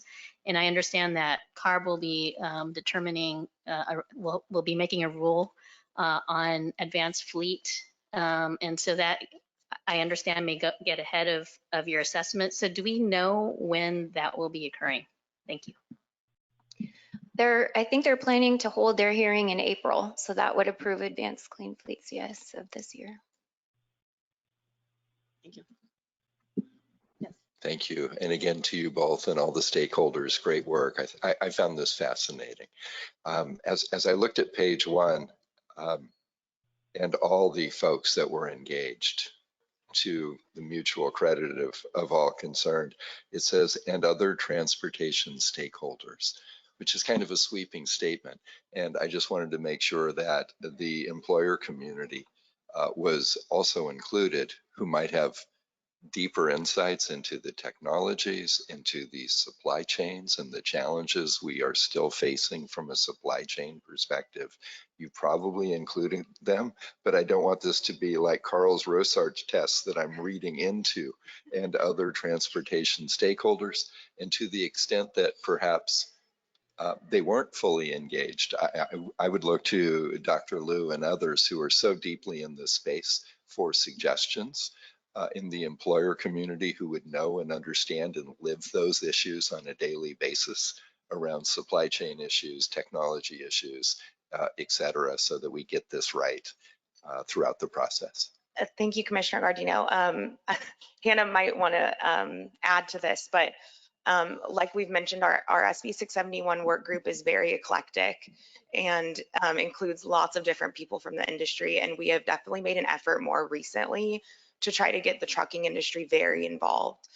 So we do as much outreach as we can and continue to do that with them also. Do you want to add to that? Okay. Thank you. Any other comments from commissioners? Make sure I look left this time. Anybody down there? Okay. Do we have any public comment? I want to indicate that we did have one attendee who was looking to comment on this item, Jimena Villasenor, but it appears they have lost connection. So beyond that, we do not have any public comment at this time. Okay. Thank you so much, and congratulations again. Thank you. Yes.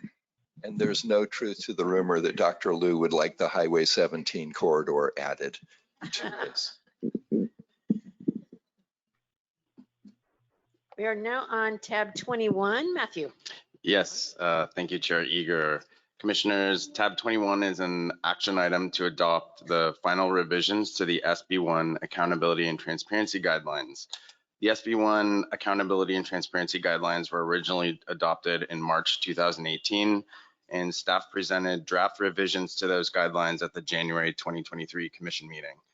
I'll reiterate that staff held a total of 3 public workshops to receive stakeholder input on the guidelines. And while I covered the basis for changes during the January Commission meeting, each of which have received consensus support from stakeholders, including Caltrans, I'll briefly cover one of the major changes or significant changes right now. We're proposing the requirement of a project performance analysis report after a project has been completed for a duration of 5 years. This will provide the Commission with an established check-in of performance metrics and outcomes of projects after they've been completed. In addition to this, and as noted on the change list for this meeting, we have added language that project performance analyses may be required in additional 5-year increments through to the performance metric horizon that this will allow commissioners to continue to receive feedback on completed projects and their progress towards performance outcomes, which they estimated in their application. With the addition of the item I just mentioned from the change list, the final revisions of the SB1 Accountability and Transparency Guidelines include each of the suggestions we've received from commissioners since the January Commission meeting. Therefore, staff recommends your approval of the final revisions to these guidelines as reflected in the attachment and on the change list. And I'm happy to take any questions at this time. Thank you, Matthew. Commissioner Liu? You're good now? Well, yeah, I'm good. My only real comment was that I wanted to thank staff for the changes that have gone in, especially the language about the audits. I really appreciate it. I know I was bugging people about it and you guys have accomplished it and put it in there and it looks great. So thank you. Thank you. Do we have any other comments from commissioners or questions? Do we have any public comment? Yes, Chair, we do. We did receive one virtual comment from Greg Fritchell. They write, in the SB 671 priority corridor list, does the I-10 corridor include State Highway 60, which runs parallel to I-10 about 5 miles to the south and where the Alameda Corridor East is located? So that was for tab 20, and I can answer on behalf of Hannah that it does not include State Route 60 as a priority route along I-10. Thank you. And if we have no other questions, I'll entertain, oh, did I get a, you already did that, right? Oh, yes, I requested your Yes. approval of these guidelines. Okay, thank you. I'll entertain a motion by Commissioner Liu. Do I have a second by Falcone? All those in favor? Aye. Opposed? Motion carries. Thank you, Matthew. We'll go back to Tim. Thank you. Commissioners, item 22 is an information item. Senate Bill 1 amended the Streets and Highways Code to include a requirement that Caltrans implement efficiency measures with a goal to generate at least $100 million per year in savings to invest in maintenance and rehabilitation of the state highway system, and that these savings would be reported to the Commission. SHOP guidelines require the savings to be reported annually to the Commission by November 1st of each year. Commission staff received the efficiencies report on February 15th. Caltrans is reporting over 125 million in efficiencies towards meeting the Senate Bill 1 requirement and over 190 million in other efficiencies. CTC staff has reviewed the report and commends Caltrans for continuing to identify and report on new efficiencies and the continued improvement of the technical information and supporting documentation to justify the efficiencies. Angel Pyle, Caltrans Senate Bill 1 Program Manager, is here virtually to answer any questions on the report. Thank you, Tim.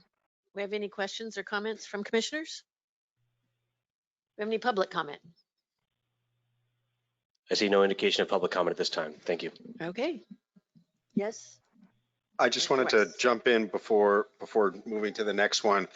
We have several reports on the agenda that we'll be going into now, in which we're asking the commission to delegate to staff the ability to send a comment letter. There are a variety of reasons. Some do with just the size of the report and the time we have to go through, some just the timing of the report and the comment period. I just want to assure you that this is not the way we want to be handling our comments on these reports. We'll make sure you get copies of the reports early. We'll ask via email about your comments in a certain period, and we'll let you know via email our initial thoughts. And then moving forward, we'll work with Caltrans to figure out how we can better align the comment period and the time we need to review the reports with commission meetings. Thank you. Thank you. Now we're on 23. Thank you. Tim. Commissioners, item 23 is an action item. California Streets and Highways Code section 164.6 requires Caltrans to publish a 10-year state highway system management plan as part of an overall asset management implementation. In odd number of years, a draft plan is required to be submitted to the Commission by February 15th for comment and is required to be submitted to the Governor and legislative members by June 1st. Caltrans submitted the draft 2021 plan to the Commission, and staff has been reviewing the plan and preparing a comment letter for transmittal to Caltrans. However, staff needs additional time to compile all received comments, and staff expects to transmit the letter to Caltrans within the next few weeks. Caltrans has made the plan available to regional transportation agencies and the public for comment and will include and respond to comments from the Commission and these agencies and public in the final plan. Commission staff recommends the Commission delegate the authority to submit comments on the draft 2023 State Highway System Management Plan to the Executive Director. And I just realized I did have an incorrect reference to the draft plan earlier. It is the 2023 draft State Highway System Management Plan. Thank you for catching that. And when did we get the information from Caltrans? We received it by the February 15th required due date. And it's due back in 2 weeks, you say? We're hoping to get our comment letter within the next 2 weeks, correct? Submitted to Caltrans. Okay. Do we have any? Yeah. We have a comment. Commissioner Bradshaw, can you hear us? Yes, can you hear me okay? I can now. I just wanted to point out for my fellow commissioners, I think it's worth a look at what we got in the packet on the management plan that really shows SHOP investments in the state highway system, showing how it approaches a variety of investments, multimodal, including bike and pedestrian infrastructure, and looking at the, it's within the packet, but looking at the level of investment really shows that we're doing a lot on every level, not just highway widening and things like that. But it's a great document. Sorry I can't be there with you today, but it was within the packet and just wanted to point that out. It's a good job, and looking at the funding moving forward to address active transportation in particular, we're moving in the right direction. I just want to make that comment. Thank you so much. Thank you, Commissioner Bradshaw. Commissioner Liu? Yes, thank you, Madam Chair. I have got two things I wanted to talk about. First was I noticed that there's an inclusion of an equity and livability section in the document. Very happy to see that. And I wanted to thank Caltrans for putting that in. I did notice, though, that there were no equity related performance metrics or targets. And I was just wondering if Caltrans is considering to develop equity performance metrics and targets at some point, and if they have, what they might look like.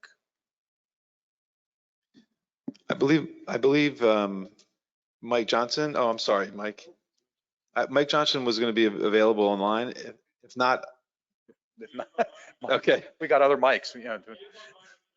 Okay. As long as it's a mic speaking, I think we're okay. Got it covered. I am online, Tim. I don't know if I have video, but I'm certainly online. Yeah, thank you for the question, Commissioner Liu. We in asset management are working with our sustainability group that's developing the equity index. As you're probably well aware, that equity index is still in the draft stage. But as we look at that and its applicability to the state highway system management and the shop, there's some things that we need to consider that are a little bit nuanced. For example, when you mentioned the bicycle and pedestrian investment, or Commissioner Bradshaw did, and thank you for the compliment. We'll take it. But in that section, for example, the equity is already embedded in those needs assessments at the sort of raw level. And so applicability of an equity index on top of the equity that was already built into those plans may or may not be appropriate. So we're looking at that. And then there's many areas of the shop where equity may not be a driving factor. For example, major damage or stormwater mitigation. And some of these areas, we have to work where the work is. And in those cases, we just have to go where we need to go. In addition, the equity index is being developed at a census block level, which without getting into all the technicals, in other words, that means that the equity index is geographically specific to a very granular level. And the State Highway System Management Plan does not include any specific projects. So one of the questions we're looking at is it more appropriate at the State Highway System Management Plan level or actually at the shop project level? Because the way it's being developed, it's more geared towards evaluating projects at that level. So how and where to apply it is another question. And then finally, there are a number of parameters in the overall draft equity index that are outside of the ability of the State Highway System Management Plan or the shop to affect. For example, the equity index looks at fatal and serious injuries that are not associated with the state highway system. And given that the shop does not work off of the state highway system, we're looking at the possibility of having a shop specific variation, if you will, of the equity index that might be more appropriate. So we're continuing to work with this group in sustainability that's working on this index. And, we'll continue to monitor the public comment that will be coming in the coming months to see how best to apply it. But our intent is to make the investments in the shop as equitable as we can possibly make them in the context of the need to maintain and operate the state highway system. Thank you, Mike. It's really encouraging to hear that you've been working so hard on trying to figure this out. It's a complicated issue. I get it. And maybe, it's something very substantive we can ask our new interagency equity advisory committee to be briefed on and sink their teeth into. And maybe they've got better ideas for metrics and targets than we do. Who knows? But this is great. It's wonderful that you're thinking about it. It's wonderful that you're working on it and trying to figure out the nuances of how to make it work. My other question, I don't know if you're the best one to answer this or not, what had to do with this new metric of daily person hours of delay as opposed to daily vehicle hours of delay. And I can see how daily person hours of delay is an improvement over daily vehicle hours of delay. But I'm not sure I can really get to the place where I'm fully thinking it's the right one. I mean, it gets us partway where I think we need to go, but not all the way. So I'd be interested in a discussion at some point. It doesn't have to happen right now, but the benefits and limitations of this new metric. And I just keep thinking of these extreme hypothetical examples, like, you know, if we add 1 million lanes to a freeway, well, there's not going to be any delay, but there's not going to be any communities left around those freeways. You know, so does this metric get to that? Or maybe, you know, like pricing, right? If we make it so expensive to use our freeways that only really rich people can use them, well, we're not going to have much delay, but, you know, people aren't going to be going anywhere. And so you know, these extreme hypotheticals keep coming up in my mind when I think of this metric, and I know that it's an improvement. I recognize that, but I also wonder if, you know, if there's not something better out there for us. Yeah, thank you for the comment. And, you know, we'd be happy to follow up in more detail, but just in short, I will say that the change in the metric there from vehicle hours of delay is really to put more on equal footing other modes of moving people, either transit or others. And, you know, just looking at the transit scenario, for example, a bus is one vehicle, a single occupancy vehicle is one vehicle, but the number of person hour delays of a bus is significantly more in that one vehicle. So the goal here was to try to allow other modes to compete on an equal footing relative to the amount of throughput of movement of people that we're getting from that project.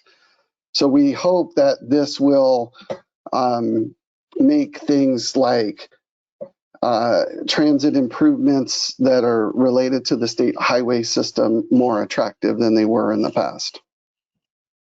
Great, thank you. Does that answer your question? So far, yeah. Yes. I understand we have Commissioner Lugo that would like to make a comment. That's right. Waiting for the signal that I'm unmuted. Good. Good, excellent. Thanks all. I appreciate the opportunity to participate remotely today, even though I'm home with a cold. Along the same lines, I have a question about this mobility hubs concept that's included in the plan. That just seems like a great, integration of multimodal vehicle usage, micromobility. I could see e-bikes, being part of that as well. And I'm wondering, given my knowledge as an EV owner, of how much it can mess with your plans and be frustrating if you get to a charging station and then find it's out of order and there's just nobody around.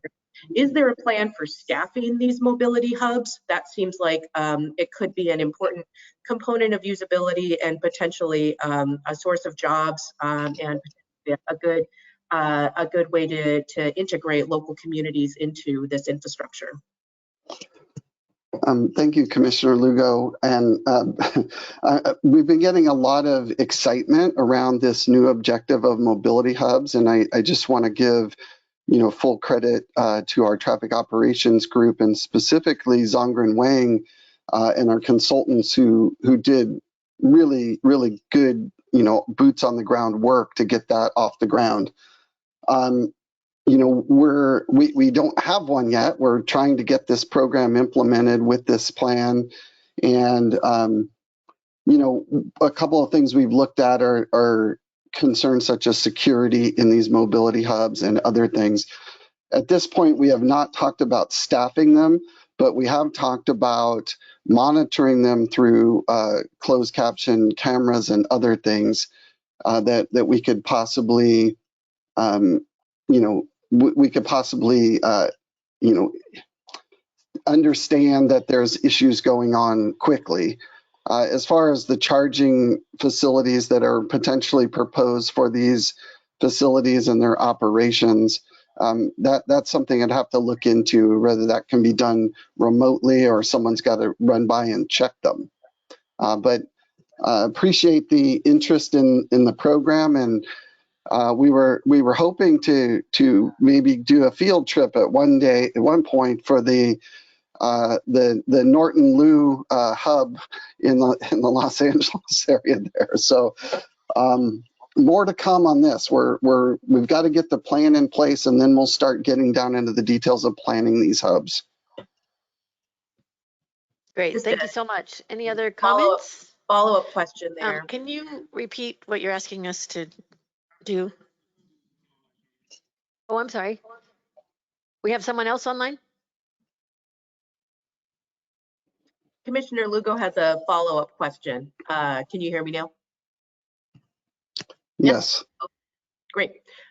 So if you know, I really do think that there are implications of remote surveillance that would actually get into some murky territory in terms of inclusion and feelings of safety at the mobility hub. So I really do think an in-person presence would be a game changer in terms of, again, offering opportunities for employment for people in local communities and putting a human element into this area. And so if there was you know, a need for allocating funds for staffing for the mobility hubs, is that something that would need to be included in this iteration of the plan, or is that something that could be drawn on or directed later? Just wondering about that timing.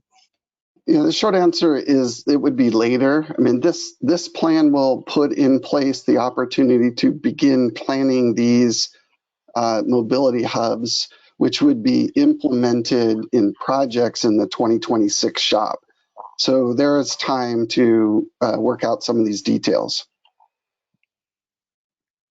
Thank you. And here in the room, I believe we have Ivan Garcia and then Nephili Barrett.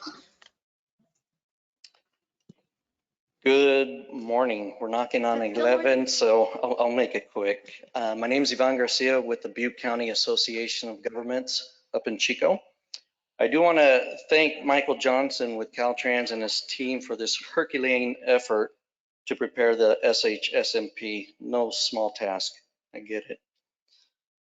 However, I think it's short-sighted in respect to not including non-coastal priorities that are needed now for climate adaptation and resilience funds. And I think Ryan Neblock did a great job summarizing that on behalf of the RTPA group. A couple things I do want to bring up. In 2017, we had the Oroville Dam crisis, right? And right now, I believe it's releasing 35,000 cubic feet of water per second. And in 2018, we had the Paradise Camp Fire, right? Destroyed Paradise, where we lost 85 of our residents. And I bring those two up because in both cases, Highway 70 and Highway 99 between Chico and Sacramento were at gridlock. And depending where you're at, that's 70 to 90 miles. You know, I know our own district, District 3 up in Marysville, has projects now. We do have emergency plans. We have projects that meet the criteria in our RTP SESs. You know, I don't believe we've had meaningful, truly meaningful conversations in the development of these plans over the last 2 years because we're dealing with COVID. You know, I don't believe you get that in a Zoom meeting or team meetings. You know, it's nothing like being here today under this roof in this beautiful building. You know, we missed that over the last 2 years. I do respectfully ask that you support the comments provided to Director Tavares, included as yellow meeting handouts, and include them as appropriate with your own letter for Caltrans to address. Thank you. Thank you. Nephili?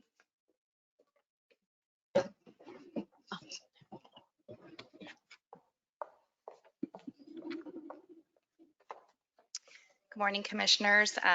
Nafili Barrett, Executive Director of the Mendocino Council of Governments and Chair of the Rural Counties Task Force. So I did include some of this in my RCTF report yesterday, so I'll keep it brief. Just want to reiterate that the rural counties would really like to see the fire evacuation, fire impacts better addressed. We understand that there is statewide planning, or that Caltrans intends to do statewide planning in that area, which we do fully support. We think that's a great idea. But in the meantime, recognizing that statewide planning, it'll take a long time. California's a big state. That the planning that's already been done in certain regions, needs that have already been identified, be recognized in this planning effort. So, and I do want to also thank Mike Johnson. He did come to, took his lunch break, I believe, to come and speak at the RCTF meeting. We used up all of his lunch break because there are a lot of people that are really passionate about this particular issue. So thank you. Thank you. Do we have any other public comment? Yes, thank you. We received 2 additional written comments. First comes from Naila Pope Hardin. She writes, SHSMP needs stronger language around safety first, policy to include safety for all vulnerable populations, including folks with alternative transportation needs. Focusing solely on fatalities does not account for unsafe areas without infrastructure. Appreciate the addition of mobility hubs. SHSMP needs to do more to incorporate public transit infrastructure and multimodal transit options.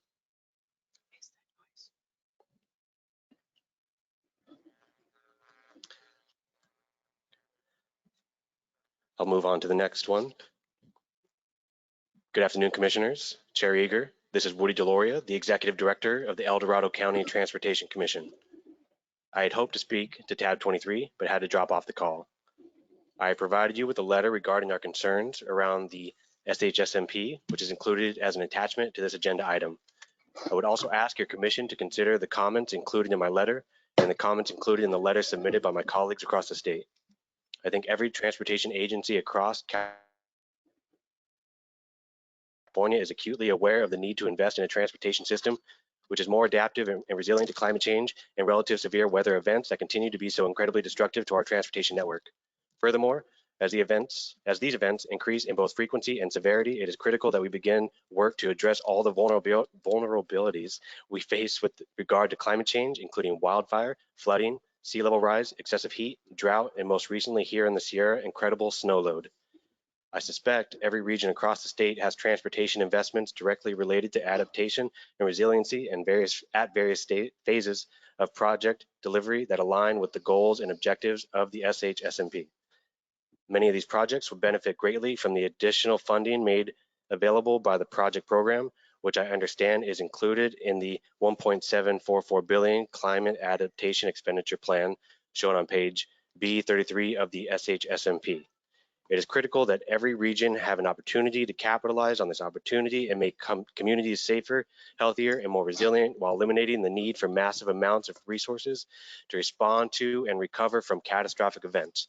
Given our annual STIP share is just over 2 million, I can only imagine what we could have accomplished with even a small fraction of the $1.3 billion needed to respond to the Caldor fire of 2021.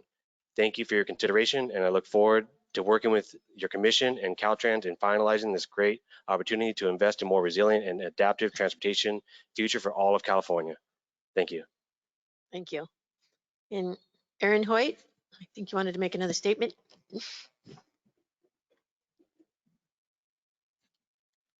Thank you for that. Aaron Hoyt, Nevada County Transportation Commission. A lot of great points that were just recently made, so I'm going to try not to restate those.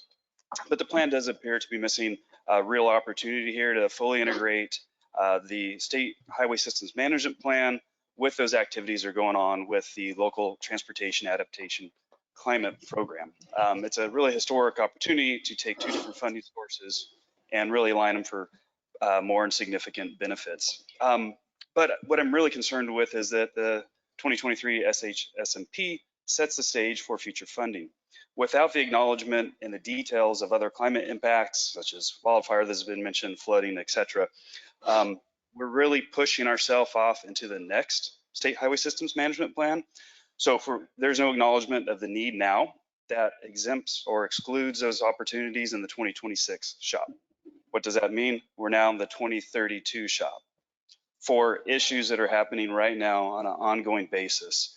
And to ignore those for lack of statewide understanding, I think I can understand that, but there's a lot of really good knowledge. There's a lot of really good plans that are done at the local level that can identify those projects, that can identify those needs, that can identify order of magnitude of funding that's needed for that. So I guess to sum it up, here's what I suggest for consideration is that I urge Caltrans with the State Highway Systems Management Plan to reach out to the regions, work with CTC staff to understand what programs, what projects there are, and identify those projects in a revised version of the State Highway Systems Management Plan, and to identify opportunities to break down these funding silos that we're really focusing on similar goals, but on two separate paths. So I appreciate your time. Thank you. Thank you. Do you have any other public comment online? Thank you. So Tim.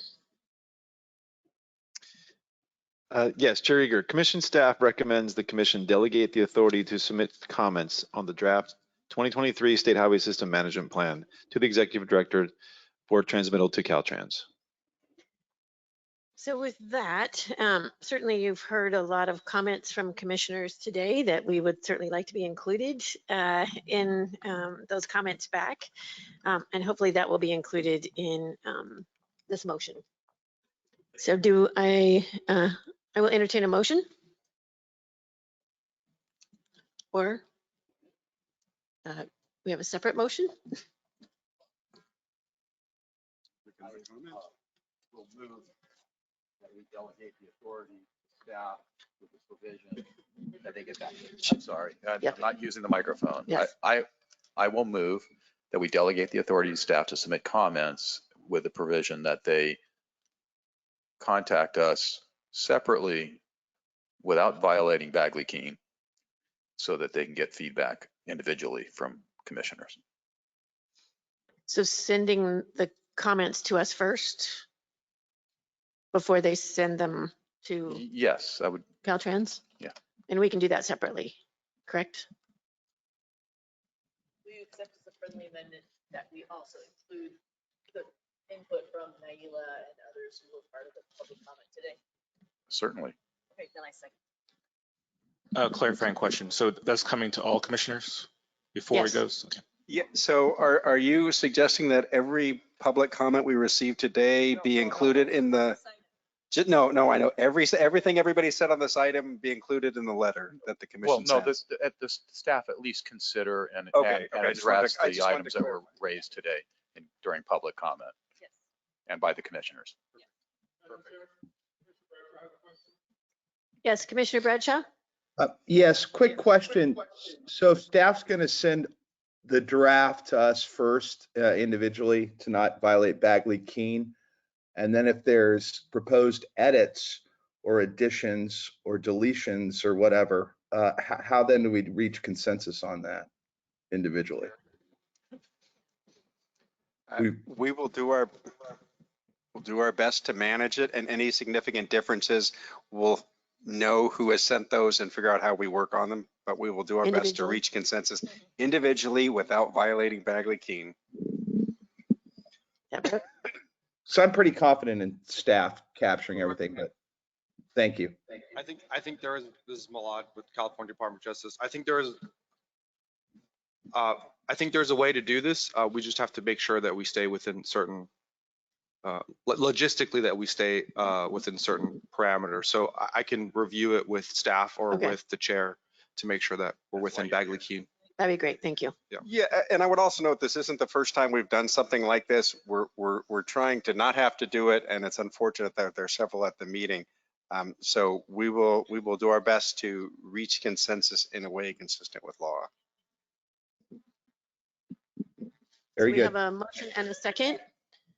All those in favor? Aye. Opposed? Thank you. Motion carries. And item 24, Bridget. Thank you. Commissioners, tab 24 is an informational item. Marlon Flournoy, the Division Chief for Transportation Planning at Caltrans, will provide an update on the development of the 2023 California Freight Mobility Plan. I'll turn it over to Marlon, who is joining us virtually. Good morning. Just wanted to confirm you can hear me. Hear you. Okay, great. Thank you so much. Chair Eager, Commissioners, and Executive Director Weiss, thank you for the opportunity to come talk to you and provide an update on the California Freight Mobility Plan 2023. Next slide. All right, so I'm just going to refer to the California Freight Mobility Plan as the CFMP, just for brevity's sake. But this is a comprehensive plan that governs the immediate and long-range planning activities and capital investments with respect to freight movement. If you recall, in the Infrastructure Investment and Jobs Act, IIJA, it requires that every state to create a freight plan every 4 years to be eligible for the National Highway Freight Program funds. Prior to the IIJA, which was signed into law in November 2021, the freight plans were required to be completed every 5 years. Our current plan, which is the CFMP 2020, it expires July 23 of this year. And so once we submit our CFMP 2023 this year, then the next plan will need to be completed in July 2027.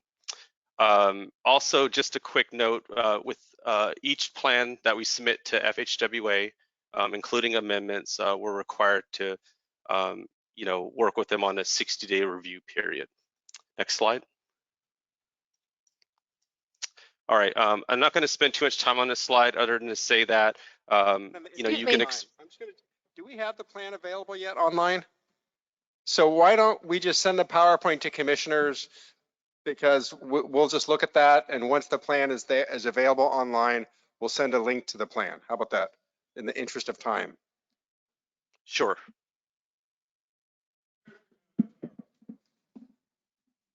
Yes, thank you. Maybe if there are questions. Questions from commissioners for Marlon?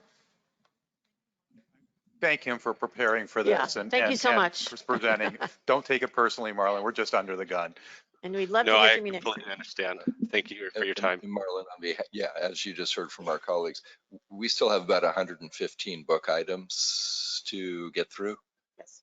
Is there anything crucial that you would like to say to supplement what you have so well sent to us in advance?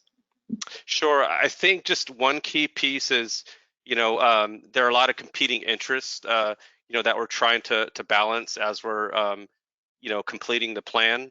So the first is, we have the TSIP cycle 3 that is going to fall within the 60-day review period with FHWA.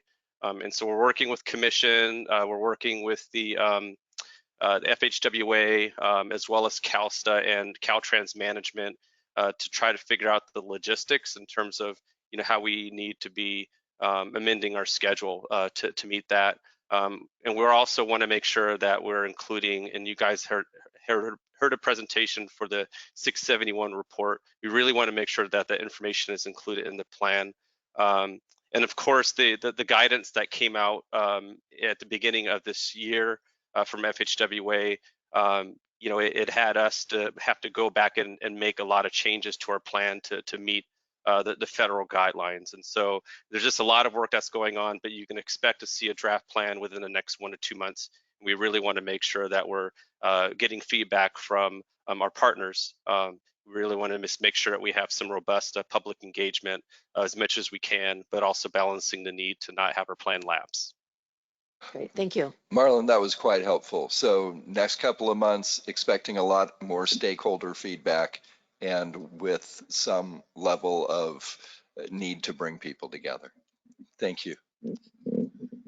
Thank you. Thank you. And so with that, we're going to move to 25 so that we can get that done. But before we do that, just to be respectful, If there are people out in the audience that have the volume of their phone up, if everybody could please turn it down. We love the music, but it's a little bit distracting. So if everyone could turn their volume down, I appreciate it. Commissioners, tab 25 is an action item. Staff recommends the commission delegate the authority to staff to submit comments on the draft 2023 California Freight Mobility Plan and report back at a future meeting. Staff recommends your approval. So this might be the same issue. If we could do the same process. Yes. Okay, then I'll entertain a motion, including the process that we just used for item 23. Falcone? With council's approval. I'm sorry, do we do public comment on that? Oh, I'm sorry. No, we did not. Thank you. Do we have public comment?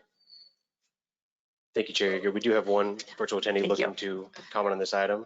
We have Sophia Rafikova. Sophia, you're now free to comment. Thank you so much. Yes, dear members of the commission, I'm Sophia Rafikova, Policy Advocate Coalition for Clean Air. We support CALSTA's process to update the California Freight Mobility Plan and simply ask that the plan continues to address the public health, air quality, and climate change impacts that a good movement continues to have on vulnerable communities. Diesel-operated heavy-duty vehicles are the largest mobile source of air pollutant emissions. These air pollutants tend to disproportionately affect people of color and low-income communities who are much more likely to live near freight routes and highways. These air pollutants can cause a variety of health problems from coughing and lung irritation to asthma, lung cancer, and premature death. A report by the American Lung Association found that switching to zero-emission trucks can save over 60,000 people from premature death and would provide over $700 billion in public health benefits due to reduced hospitalization and fewer missed workdays. For these reasons, we ask that the CFMP prioritizes the reduction of air pollutants and greenhouse gas emissions and improves public health and safety for near freight populations as one of the goals of the plan by looking to solutions such as switching to a zero-emission fleet and reducing truck vehicle miles traveled. Thank you. Thank you. Have any other public comment? I see no other public comment at this time. Thank you. Okay, thank you. Then we will come back and I'll entertain a motion. Was that Commissioner Falcone? Do I have a second? Second, Lou. Second, Avalone, Commissioner Liu. second. All those in favor? Aye. Opposed? Aye. Motion carries. So it is right now 11:18. We're going to take a break until 11:30 and we'll be back. And Jaden, we're going to do some speed dating when you get back.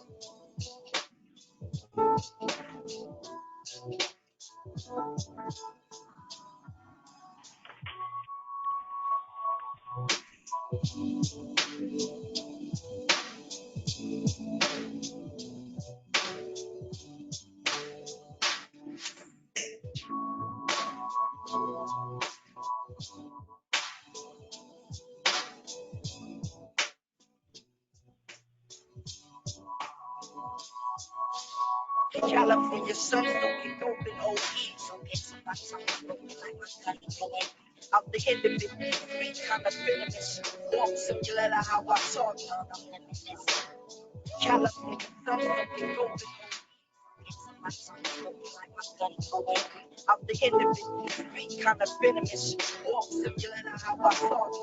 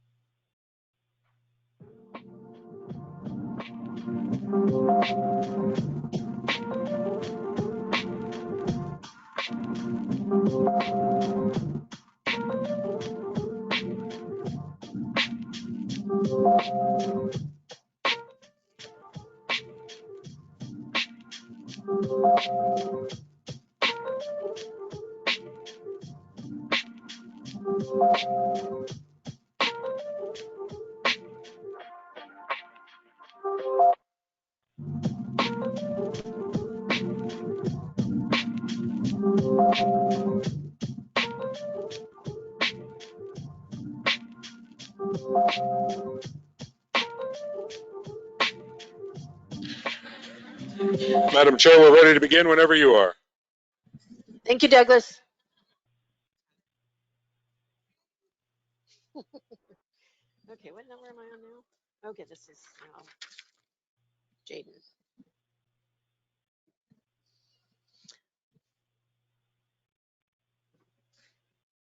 Okay, I've called the meeting back to order. Jaden, you are up. Get us through this quickly. Will do, Commissioner. Okay, Commissioners, tabs 26 through 45 are information items that have been reviewed and found to have no issues raised by Commission staff. Therefore, individual items will not be presented unless specifically requested by a Commissioner. Please make note of the changes for tab 40 and tab 41 as noted on the change list. If there are no questions, that will conclude the presentation of the information calendar. Do we have any questions from commissioners? Do we have any public comment? I see no one looking to comment on this item. Thank you. Thank you. Moving on. Yes. Commissioners, tabs 46 through 66 are action items on the consent calendar.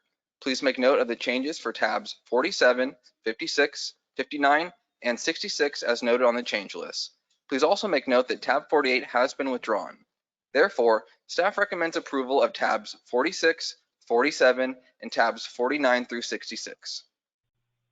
Thank you. Do we have any comments or questions? Do we have any public comment? Yes, we do. We do have one attendee looking to comment. I have Cameron Knudsen. Cameron, you're free to unmute yourself and make a comment. Come on.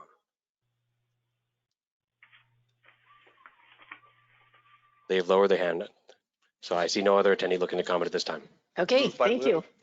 We have a motion by Commissioner Liu. We have a second by Commissioner Falcone. All those in favor?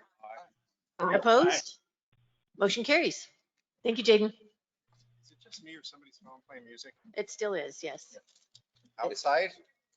Oh, that's cool. Outside, we can hear through the doors. That's power. Okay. Okay. Hey, as we wait for the next person to come up, we know we're working probably through the lunch hour and there's probably people pretty hungry here.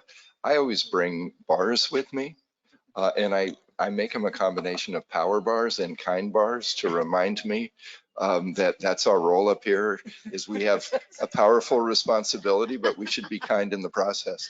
So I've got like 10 of these. If anyone needs one, just raise your hand. I'll bring them to you and I'll turn it back over to the chair. Yeah, there's one. Yeah. Free. I thought you were going to throw them. I was ready for you to throw them.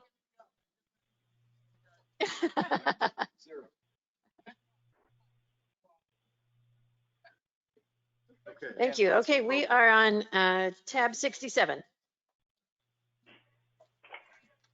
Good morning, Madam Chair, Commissioners, and members of the public. Virtually? Thank you. Agenda items 67, 68, 70, 71, 72, 74, and 75 are all action items that will be grouped and considered under one motion. These items are final environmental impact reports for projects which have significant and unavoidable impacts and for which the lead agencies have adopted a statement of overriding considerations, finding that the project benefits outweigh the impacts. Staff recommends approval of agenda items 67, 68, 70, 71, 72, 74, and 75. Thank you. And for those of you who weren't here yesterday, just to be clear, we already took 69 and 73 yesterday. So do we have any comments from commissioners? Do we have any public comment? I see no one looking to comment on these items. Thank you. And I will entertain a motion. Move it, Tabuloni. Commissioner Liu, move. Do I have a second? Martinez seconds. All those in favor? Aye. Opposed? Thank you. Motion carries. We're at the end of day one. We're on to day 2.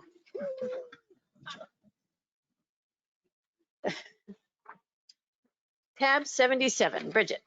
Commissioners, tab 77 is an informational item to summarize the progress towards updating the Regional Transportation Plan Guidelines and the California Transportation Plan Guidelines. The book item includes a draft of the California Transportation Plan Guidelines with proposed changes shown in purple text. We plan to bring forward the final guidelines for adoption at the June Commission meeting. That concludes my remarks, and I would be happy to take any questions. Have any questions? Comments? Have Just any like to public thank you comment? for adding the financial assessment section. Thank you. Yes, I see a virtual attendee, Sophia Rafikova, with her hand raised. Sophia? Great, thank you again for this opportunity to comment. My name is Sophia Afrikoa, policy advocate with the Coalition for Clean Air. We're very supportive of the strong public engagement process for the California Transportation Plan Guidelines update, and extremely appreciative of the CTC staff for reaching out to us to discuss this document. In particular, we are grateful to see our suggestions incorporated into the updated document, including the fiscally constrained element being a part of the plan outline instead of simply a topic to be addressed, and for including criteria air pollutants as one of the quantitative metrics to be used in a technical analysis. Our only remaining concern about this document is the structure of the fiscally constrained element. Our understanding is that the fiscally constrained element being proposed would be a long-term planning document looking to examine the gap between transportation revenue and need. While we support this analysis, we would also like to see it resemble a short-term implementation plan that looks at the recommendations proposed in the final CTP and determines the steps to achieve them. In the AB 285 report by the Strategic Growth Council, which first recommended that the CTP include the fiscally constrained element, it also stated that this element should describe who was expected to take action when and with which resources. This would mean taking a more detailed approach to the fiscal element, which would in turn provide clear guidance to agencies, private partners, and advocates for how we are to achieve the goals of improving safety, accessibility, equity, and climate resiliency across the state. For these reasons, we urge the CTC to take another look at how to structure the fiscally constrained component to help align California Transportation Plan with our transportation investments. Thank you. Thank you. Do we have any other public comment? I see no one else looking to comment at this time. Okay, thank you. Then we will move on to tab 78. Commissioners, tab 78 is an informational item. Kyle Gradinger, the Division Chief for Rail and Mass Transportation at Caltrans, will present the draft California State Rail Plan. With that, I'll turn it over to Kyle. Thank you, Bridget. Good morning, commissioners. I'm going to do the high-speed express train version of this presentation for you. Thank you. It's Appreciate unscripted, so hold on. All right, so the 2023 update to the California State Rail Plan draft was released on March 10th, and the comment period extends until May 10th of this year. So I appreciate the opportunity to talk about some of the highlights from that State Rail Plan. Next slide, please. So the State Rail Plan affirms the state's vision for an integrated rail and transit network statewide that aligns needs for passenger and freight service and connects passenger rail to other modes, including active transportation in line with our complete streets goals. Next slide, please. And one more. We'll keep it going here. All right, thank you. So the State Rail Plan helps affirm that California is leading the transition to zero emission operations. The rail plan lays out a clear path toward transitioning the state's rail services from diesel to zero emission by 2035, in line with goals set by the governor's executive orders. Caltrans has developed an implementable strategy to convert the state-owned intercity passenger rail fleet to zero emissions by 2035, and we have been leading efforts that support our rail partners across the state in that endeavor. Next slide. We are also leading the shift away from highway travel to help support CARB's goal of a 25% VMT reduction. Next slide. I'm sorry, we'll stay on that slide. I'm going too fast for this train. The rail plan also lays out how we will invest in the resiliency of the state's infrastructure. The rail plan identifies a capital program in near, mid, and long-term horizons. And those investments are going to help protect against the impacts of climate change while enabling significant improvement in service on passenger and freight rail. Next slide, please. I'm sorry, I'm going too fast for the clicker. Back one slide, please. So the rail plan's freight strategy is underpinned by several concepts, including a trade corridor-based approach that aligns with freight railroad operating and investment strategies. It supports terminal and yard capacity expansions. It provides support for grants and loans to short lines or to shippers so that we can improve their access to the rail network. It prioritizes grade crossing improvements by identifying funding needs and advocating for continued expansion of existing grade separation programs. And finally, the rail plan seeks to advance zero emission technologies for freight applications as well. We are working with CARB, and we will continue to do so, and to collaborate with freight railroads and manufacturers and laboratories around the country to pursue zero emission technology in a manner that allows California's freight railroads to meet CARB's pending zero emission regulations for off-road and highway heavy-duty vehicles. We are working right now with Class 1 railroads and short line operators across the state to pursue various hydrogen fuel cell and battery electric freight locomotive projects. Next slide, please. This is an update of the 2018 California State Rail Plan, which was an innovative new plan and was named by the Mineta Institute as the best state rail plan in the country. And many of the projects that we identified in the near term of the 2018 rail plan have been identified. I will let you review the slides in your time, but we are now rolling on to the next set of projects and an expanded vision until 2050. Next slide. And I'm really pleased that I get to talk to you today because the federal government is back at the table with unprecedented funding for rail through IIJA. The IIJA also required the Federal Railroad Administration to launch a new program called the Corridor Identification and Development Program, or CIDP. In the FRA's words, the CIDP will become the primary means for directing federal financial support for intercity passenger rail. If all goes according to plan, the CIDP will form the first ever pipeline of projects and reliable, consistent funding for intercity passenger rail in this country. And I'm pleased to announce that we will be nominating 7 California corridors to this program next week. And so the work that we've done through the 2018 State Rail Plan with our partners in rail across the state and the significant investment that the state has made in rail in the past decade or so, it really position us well to secure federal funding through this program. Next slide, please. Thank you. They like it. Really quickly, I want to touch on the coordination and outreach we conducted during the update of the State Rail Plan. That included equity workshops, coordination with the Interregional Transportation Strategic Plan. Our regional coordinators continue to do ongoing coordination with our regional rail partners. We made presentations to the Native American Advisory Committee in 2021 and 2020 and next week in 2023.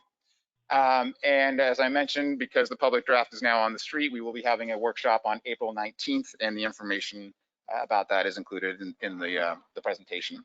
Next slide, please. So to recap, the draft was released on March 10th. The comment period is open until May 10th to the public, and we hope to finalize the state rail plan by late spring of 2023. And that concludes my presentation. Thank you very much. Great, thank you. Do we have any comments or questions for Kyle? Great job. That's exciting information coming up. Looking forward to getting on that train. Yes. You do it right Thank here. you. All right. Yes. Thank you. Do we have any public comment on tab 78? No, I see no one looking to comment on this particular item. Thank you. Okay, thank you. Then we will move to 79. Bridget. Commissioners, tab 79 is an action item. Staff recommends the commission delegate the authority to staff to submit comments on the draft 2023 California State Rail Plan and report back at the next commission meeting. Staff recommends your approval of this item. Ditto 23. Yes. Do we have any public comment on this item? I see no public comment for this item. Thank you. Okay, then I'll entertain a motion to follow the outline that we have for the other issues where we're going to comment and come back to the commission before the letter goes out. Do you have a second? Second. That was Falcone. All those in favor? Aye. Opposed? Aye. Motion carries. Thank you, Bridget. Norton and Falcone. Tab 80. Good morning, Commissioners. Tab 80 is an information item providing an update on the fiscal year 2021-22 local streets and roads expenditure report. The program saw its 5th consecutive cycle of 100% reporting compliance. All but 25 jurisdictions met the December 1st due date due to staff shortages and reported within the subsequent months. For fiscal year 2021-22, the cities and counties were expected to report on approximately $2.8 billion in program funding, half of which was apportioned in the reporting fiscal year. Out of the 4,000 projects accounted for, more than 3,000 were identified as active or completed within the reporting fiscal year, for which approximately cities and counties reported spending $983 million in program funds. Project status updates were provided for an additional 1,250 projects that were not active within the reporting year. Cities and counties retained $1.8 billion in program funds for use in a future fiscal year. The reported project details have been posted on the program website, and a summary has been included as attachment A to this book item.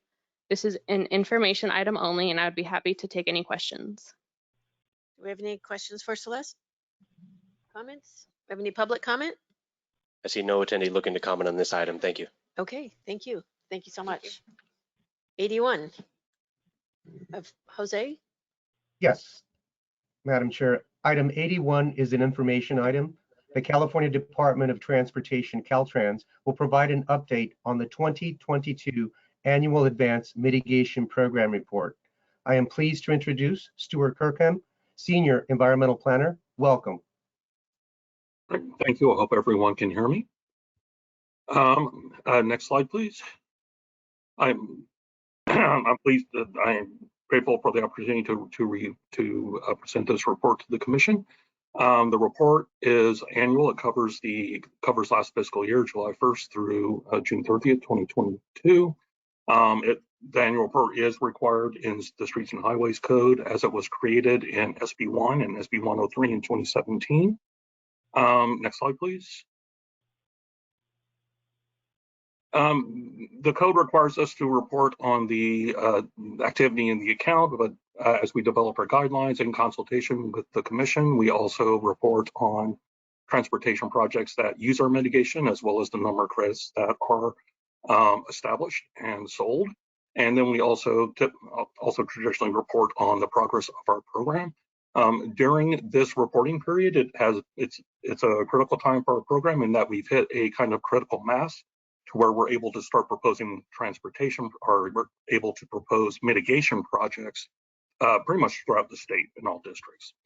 And so, to kind of hit the highlights, we have $123 million in the account at the beginning of the reporting period, and then our expenditures at the end of the reporting period were just based on support costs. We do have, at that point, 2 programmed advanced mitigation projects, and so we're in the $100,000 range for actual expenditures from the account. And even though at this point we do have one of our projects that has put out an invitation for bid, during the reporting period, we still have not yet acquired any credits, and no transportation projects have yet used them. Next slide, please. Okay, to look at our planning activity, kind of the important thing to note is the map on the right.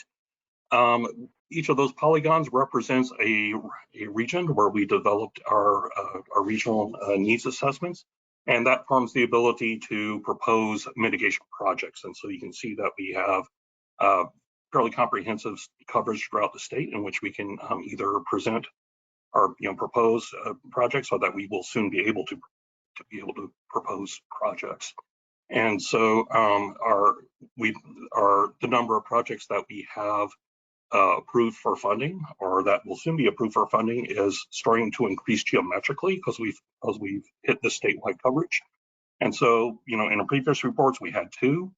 We currently have another 2 that are under review for funding.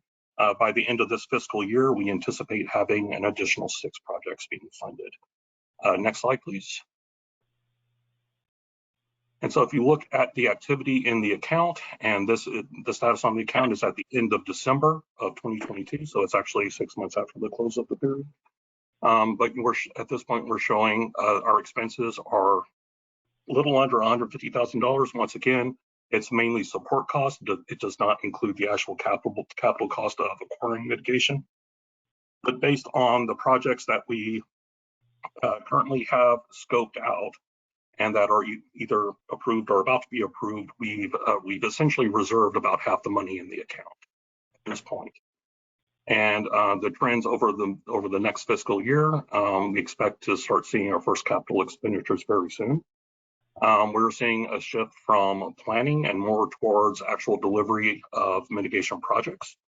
And by the end of this fiscal year, we anticipate being about 2/3. That will have about 2/3 of our account encumbered and and that will have we probably won't start seeing our first revenue coming back in from transportation projects buying our credits until next fiscal year.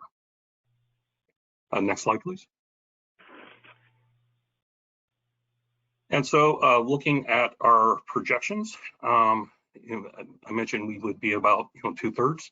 The yellow bars represent money that is still sitting in the account. It's our capacity. It's waiting to be spent. The gray bars represent funds that are reserved by projects. The orange bars represent actual expenditures, and the blue bars represents funding coming back into the program. And so that also gives you a sense of when we'll have credits available and kind of the quantity, at least in terms of the price when they come back in. And so the third bar from the left is where we expect to be by the end of this fiscal year. Next fiscal year, we're expecting an additional 13 projects total coming in. 2 of them we're anticipating will spill into the next fiscal year. So we're looking at 11 projects in 23-24. And we will expect to have most of that funded by, we expect to have the entire $120 million reserved by the end of next fiscal year. And in fact, that we anticipate having a backlog of a couple of projects, and that we probably won't clear that backlog until the 25-26 fiscal year. And then you can see, after, with next fiscal year being kind of bottomed out, and we're still, trying to clear that backlog, you don't see these yellow bars, that is the net capacity, start recovering until that 25-26 fiscal year. And so something that, and so this graph just shows what we currently have identified as projects. If we make the assumption then that we will continue to plan additional projects as the funds become available, we're not going to see the recovery of the account and our capacity. And if we go to the next slide, what we should anticipate is something more like what we're seeing here in this graph on the right, where we won't actually see a recovery in the account, and then we'll be continuing to program new projects as we get the funds coming in. And once things once we get past this initial $120 million that we were given by statute over the first 4 years, and that we're running strictly off of the funds that we have coming back into our program, we anticipate that we can perhaps fund an additional probably on average about 4 projects per year. And that's based on what we currently see as an average cost of the projects, which is about $3 million. So it could be more, it could be less in the future. And then some other, just to kind of wrap up, some other features that we see is that over time, we're always going to maintain a high balance. This green line represents how much money we will have in the account at any given time, and we're likely to have probably on the order of $100 million in the account in any given fiscal year. However, the vast majority of it is going to be reserved and unavailable to new projects. That's this area between the green line and the red line. But then our ability to fund new projects is going to be constrained by the size of these blue bars, the revenues coming back. And so with that, I will conclude, and I'll be happy to take any questions. Great. Thank you, Stuart. Does any of our commissioners have questions or comments on item 81, in case you didn't know where we are? Yes, Commissioner Liu. When it comes to banking and credit systems, they always sound just wonderful in theory, and then in practice, they get very complicated very quickly. And my concern about this is that the credits, they have to be real. They have some criteria: real, permanent, verifiable, measurable, enforceable, and what's called additional, that they wouldn't have happened anyway. And so I'm just wondering how we assure that these credits are valid. And you don't have to answer me now, but I'd like to have some information on how we're making sure that these are valid credits. All right, I can provide a quick answer on that. By code, we are only authorized to spend our funds on mitigation instruments that are defined in the law. And so we can go through conservation banks and mitigation banks. In the FEEP programs, natural community conservation plans, or through the new regional conservation investment strategies mitigation credit agreements. All of these have codes and processes that define the application process for approving them as credits. And so all of those concerns that you raised would be addressed through that application process. Thank you. Thank you. I know Commissioner Liu would like some more information, and that might come later on down the line, but thank you so much for answering that. Any other comments from commissioners? Any public comment? I see no one from the public looking to comment on this item. Thank you. Okay, thank you, Stuart. Tab 82.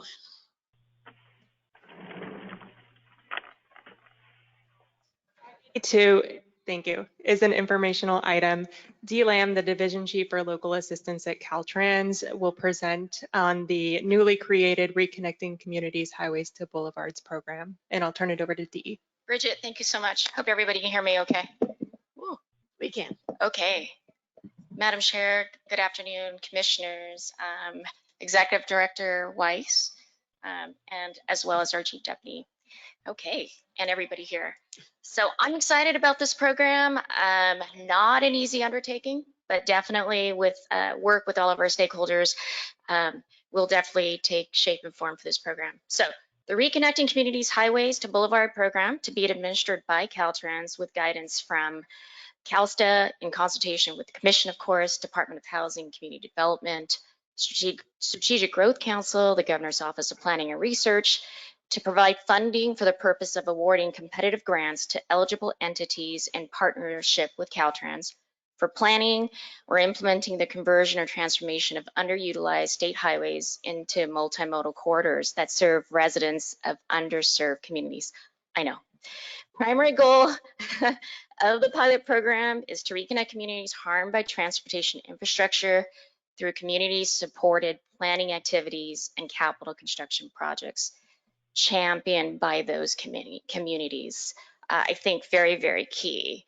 This aligns with our State of California Streets Highway Code Section 104.3, the California Transportation Plan 2050, the Climate Action Plan for Transportation Infrastructure, the Federal Reconnecting Communities Pilot Program, merit criteria. 100% of the program funds are awarded to projects that benefit underserved communities. This pilot program has a one-time availability of funding of $149 million meant to achieve the following goals shown on the slide. Sorry, next slide. I won't go through all of the goals here, so you'll definitely get a chance to take a look at the slide for a little breakdown on some of the areas, the 7 areas. I think with that, next slide. I do want to thank my local assistance team led by Gretchen Chavez, who's here with me, for doing a phenomenal job holding 3 workshops so far, and so far more to come. That's more than 500 people in attendance across those workshops. We've held 2 tribal listening sessions. We sent out questionnaires to all known stakeholders requesting feedback on what these funds can do for their community and how they foresee these funds addressing their needs.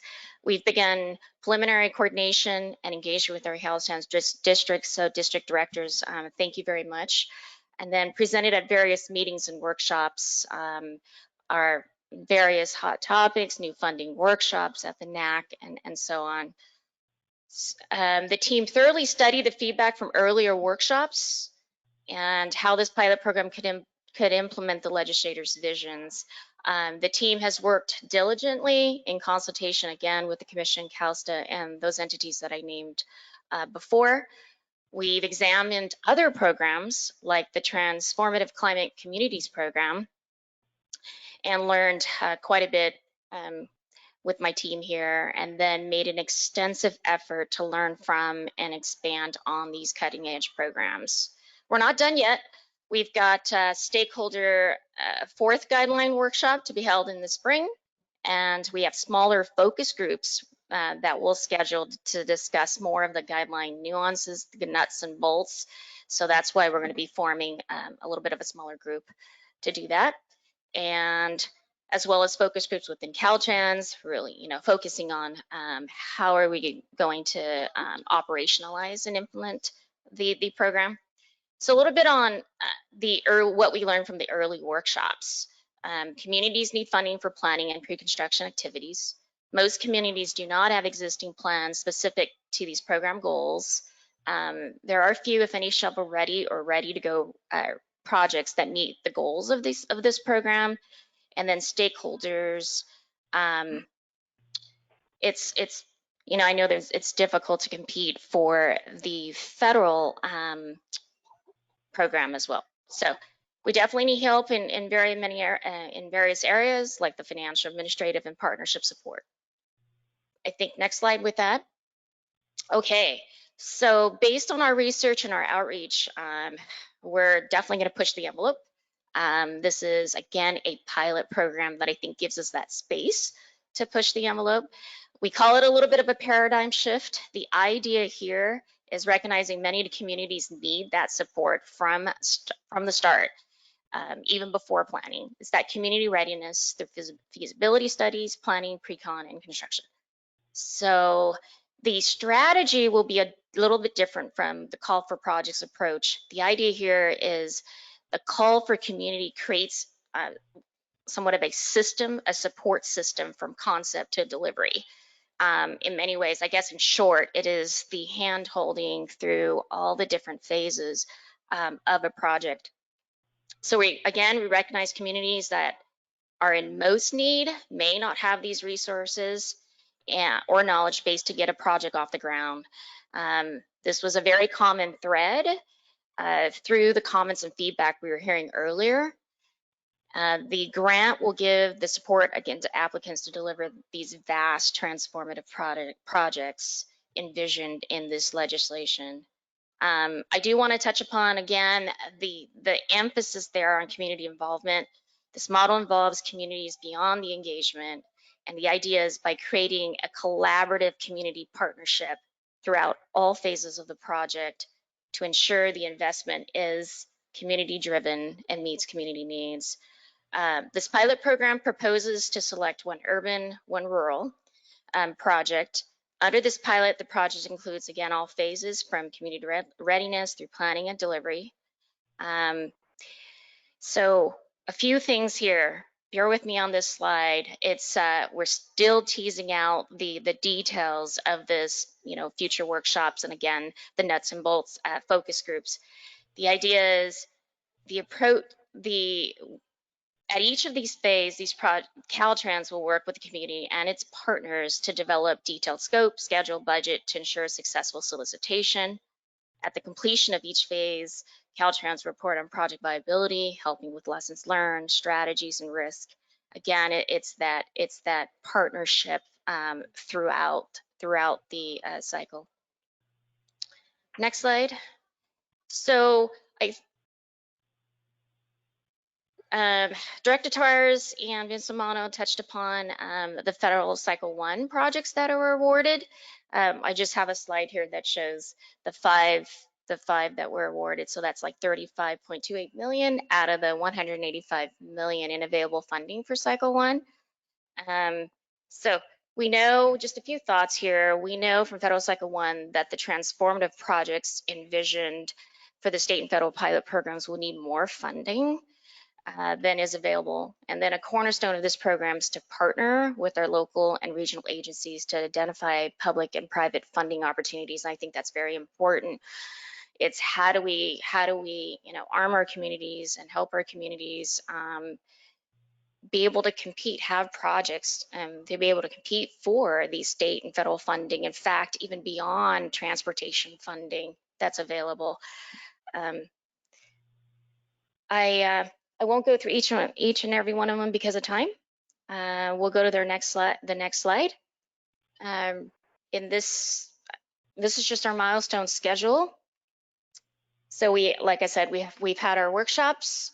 We are going to do a call for projects 2023. Then we're also going to hold some application workshops in the summer of 23, and project deadline in the fall.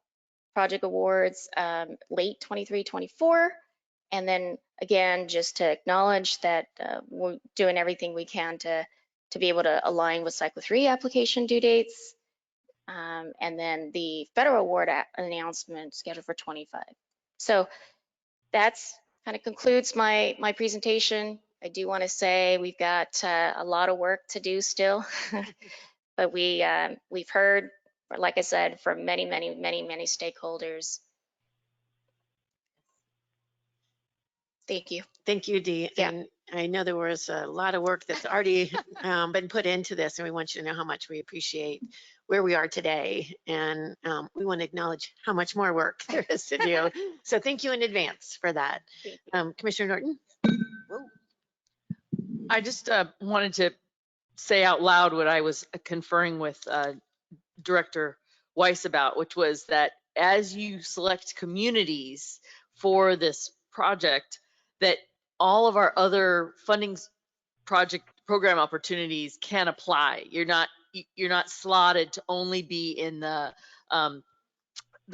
opportunity to reconnect highways to boulevards, but you could actually have an ATP and maybe even a complete streets, and so that you can really create this like wraparound whole community approach. I think that's brilliant, and I want to make sure that we can continue to do that and reiterate that to communities that are going to compete. So thank you. And I also want to say, you read that report very well. I really liked your intonation. No, I'm serious. As we present these, and I know day 2 can be kind of monotonous, I just want you to know that it's always lovely when people are like so into what they're doing that they're reading it in such a beautiful way. So thank you. I want to give thanks to my team on that, though. I mean, every time they brief me, I mean, there's just this excitement.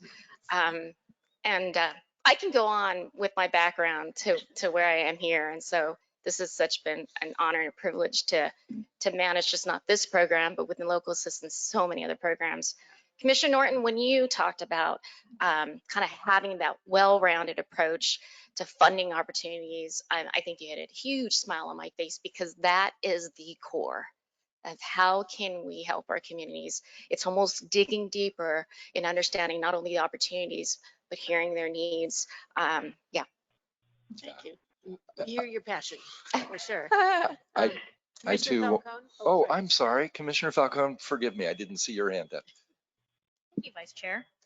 I think I've said this before. This is probably one of the most exciting programs, and I do want to see, I'm going to put it out there, that this not be a pilot, that this become an ongoing, practice in what we do in transportation, and that we really consider, the most impacted communities that have been divided, by our infrastructure. I know that the legislature is starting to get serious about it by creation of a subcommittee on reconnecting communities. So this is lots of positive steps, and amen to Commissioner Norton about how we look at all the funding sources and how because it's going to take a lot of capital. And there's going to be a lot more projects. I'm going to see lots and lots. We're going to see lots and lots of projects come in the pipeline, and so hopefully it's a signal that we need to continue to put some serious money into this. So thank you for your work. Oh, thank you so much, and great comments. I think we're in complete alignment, not only to the aspirational pieces of this legislation and within other programs, but we're also thinking nuts and bolts of how to get there. And how do we help our partners, and how do we help our communities to get there? And as you alluded, I mean, this is very transformational, and we know it's that readiness. It's those building blocks that get us there. So really appreciate that. Thank you. Commissioner Martinez, and then Vice Chair Gardino. Thank you. Hello. Okay. Thank you for your presentation. The one thing I would add beyond the funding is that organizations that already been doing this work, right, like CNU, right, that started highways to boulevards, and they chose Long Beach. They came to Long Beach in 2012 and worked with City Fabric. And I'm not sure if you've seen the deck that they put together in 2014 with City Fabric, with CNU, the California Endowment, the Ford Foundation. It's a 75-page document that highlighted this particular project that was funded from the feds. And so I would just encourage us to not duplicate a lot of amazing work. History context is already here. And I know that a lot of these organizations have been doing great work over the years. And so how can we also bring them to the fold? Because I believe when you look at the Long Beach project, and I now live in Long Beach, and I actually take that, I get off on Shoreline to go home off of Ocean. So I pass by where the Grand Prix X is, where the into the downtown, into the Pike. And you know, if you're not from that area and you recognize and you just see all that concrete and what's there and parking, you would say, well, what was there before? Right, there were neighborhoods, people were displaced. And so this is a really fantastic project that's getting funded. Very happy to see that we have a former mayor, Robert Garcia, that's now in Congress and being very supportive as well. And so I do believe that the Long Beach project, the San Francisco, Oakland, these were all initial campaigns with CNU of the cities that they chose to reconnect and ensure that we focus on communities like what you all are doing here at Caltrans and the rest of the agencies. So thank you. Thank you, Commissioner Martinez. Absolutely. I think with that, that's why we ventured out and looked at various models for that very reason as well, is how do we bring efficiency as we develop a program like this? Like you said, I mean, how do we leverage some of the known practices? So I agree wholeheartedly. Thank you. Vice Chair Gardino?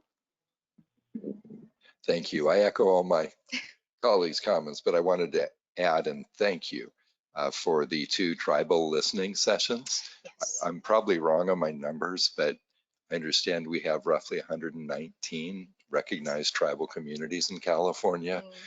And thank you for doing those 2. How are we making sure that we're communicating with all of the tribal communities in California? And is there a role that we can help? Great question. I think there's always a role. As much outreach that we can collectively do is super effective. It is quite a task. We have various methods of communicating out these notices. We've had folks that, you know, subscribe to things like our blogs, you know, our listservs, the agencies, and we work daily with hundreds of local agencies. And I definitely want to applaud all the work within the regions and the counties and the cities that my small division services. So I think there's that mechanism. I do want to recognize Caltrans districts, district directors that have nominated folks in their districts to help with a program like this. So there's word there. So a lot more to come, but we're definitely doing every kind of outreach as possible. I welcome any ideas. So we'll definitely continue. Thank you. Any other comments or questions? Do we have any public comment? I see no virtual attendees looking to comment on this item. Thank you. Okay. Thank you so much. Thank you so much. Appreciate it. Okay, Tim, you ready? You have the passion in your voice. I'm ready. Norton wants to hear the passion. You ready? Well, due to time constraints, I will be presenting all of these together, so my passion will be very short-lived. Commissioners, I'll be presenting all supplemental fund requests, tabs 83 through 99 together with a recommendation at the end. There are 2 capital outlay support supplementals, 12 supplementals to award, and 3 supplementals to complete construction, totaling about $70 million. Staff plans to recommend approval on these items, but I would like to first make a few highlights. Tabs 93 and 94 are requesting supplemental funds of almost $5 million and almost $15 million in construction capital to award. Both projects were re-advertised without requesting supplemental funds prior to re-advertising. Commission staff is working with Caltrans to better understand their policy for re-advertising projects. Also, tab 99 is requesting $4.93 million in supplemental funds for construction support to complete construction. This is the Gleason project that was previously presented to the commission in October of 22. And we requested that they would come back for a supplemental allocation and to finalize their environmental commitments. CTC staff recognizes getting into an agreement on the environmental commitments has been complicated and the level of support resources has been great. When looking at the overall project, it appears the funding needed to finalize, develop, and meet environmental commitments is excessive as compared to the original scope of the construction project. Commission staff hopes Caltrans will apply the lessons learned from this project to future coastal retreat projects, and Caltrans and environmental partners should be using early engagement strategies per the AB 1282 task force and/or advanced mitigation tools that we just heard about today, with the intention of having environmental commitments defined and hopefully streamlined prior to going to construction. Staff has reviewed the projects and the requests for items 83 through 99 and recommends approval. Vice Chair Gardino. Tim, thank you. I know, especially in an era of COVID, these past 3 years, we're all doing our best while also being accountable to taxpayers and communities in which we're all working so diligently to serve. I was seeing a theme in many of these in this section, that the reason for the cost increases are due to engineers' estimates being, in many cases, considerably off. And I'm wondering, and I say this with lots of mercy and grace, because I know how challenging these years have been, but we've been in these years now with supply chain issues, et cetera, for a few years. If we could hear from Caltrans on lessons learned, are we doing something to work with our engineers as they're doing engineering estimates, so that so many of these aren't about engineer estimates being off 40, 50, 60, 100%. Yeah, are you looking for a follow-up or from today? It can be offline because we have much to get through. Yeah. But it would be wonderful to have that, both orally and in writing. Again, it's not going to be why on this stack of items was it off, as much as what are we doing about it? What are we learning from this? Yeah, thank you for that. I'll definitely talk to Caltrans. I would like to add that when we do the supplementals, and a lot of these are supplementals to award, these are the projects that are having issues, and the Caltrans does deliver a significant amount that do not have to come into the commission. But I think your question is still valid. And thank you for that too, because I wanted to recognize percent to whole, this may be a very small percent, but when I see a repeated theme, what are the lessons learned that we're trying to adjust? Thank you. Thank you. And yes, thank you, Tim. I know I talked earlier that maybe one of these meetings when we have a long time, we'll have all of the ones that came in on time, on budget, didn't need anything, and we'll list all those, right? One of these days. Do we have any other commissioners that have questions or comments? Yes, Commissioner Cruz.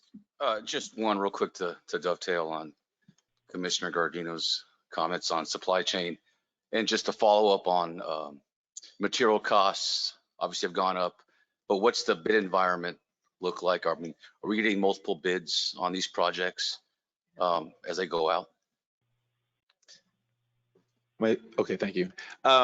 That's one of the things we do look at when we're evaluating these. It's, Caltrans will evaluate the low bidder on all the projects, and at times they will look to go out and re-advertise as a couple projects that have come in.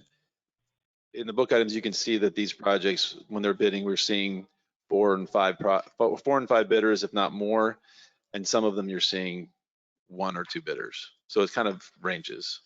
One of them had 7 bidders. Like, yeah. Whoa. Any other comments or questions? Do we have any public comment? I see no one from the public looking to comment on any of these items. Thank you.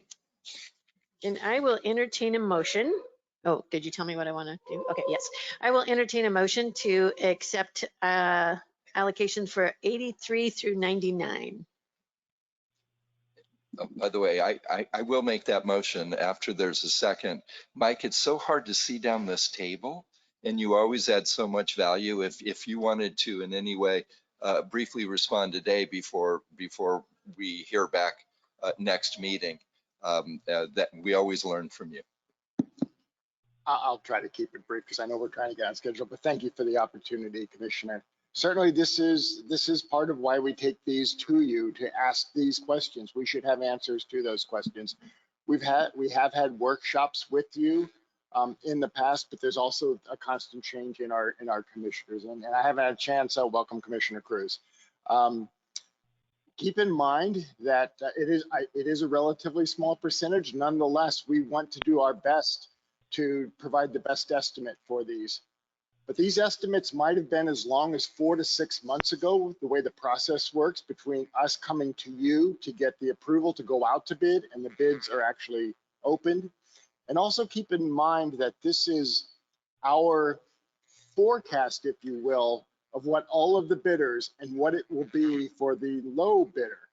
In many cases, I would make the case, Caltrans, if you assume in a prevailing wage state where all of the materials cost the same for all of the contractors, that if they're all trying to win the bid, Caltrans does a better job at predicting what that low bid will be than the contractors themselves. Because if you look at the spread, Caltrans on average is closer than the middle bid of all of those bidders. So there's a lot to it, and a lot of it is, you know, the contractors themselves. It's their means and methods. It's their trade secret. It's their what's going on as far as the amount of work. There's a lot of we do look into. I just want to reassure you, we put a lot of time and effort into this, and we would be happy to come back to you to explain what we're doing, and we do want to continue to get better. Thank you, Mike. Thank you. Any other comments or questions? And we have a motion from Vice Chair Gardino. I'll second. I didn't hear who seconded. Joe Cruz. Commissioner Cruz. Ooh, you're on the record. All those in favor? Aye. Opposed? Motion carries. Thank you, Tim. Tab 100. Commissioners, tab 100 is a supplemental allocation request for $2,038,000 in trade corridor enhancement program funds for the Capital Region Freight I-80 project on Interstate 80 in Placer County. The agency is requesting an additional $2,038,000 to award the construction contract. Staff has reviewed the request and the item is consistent with TCEP guidelines. Therefore, staff recommends your approval of tab 100. Thank you. Comments or questions from commissioners? We have public comment?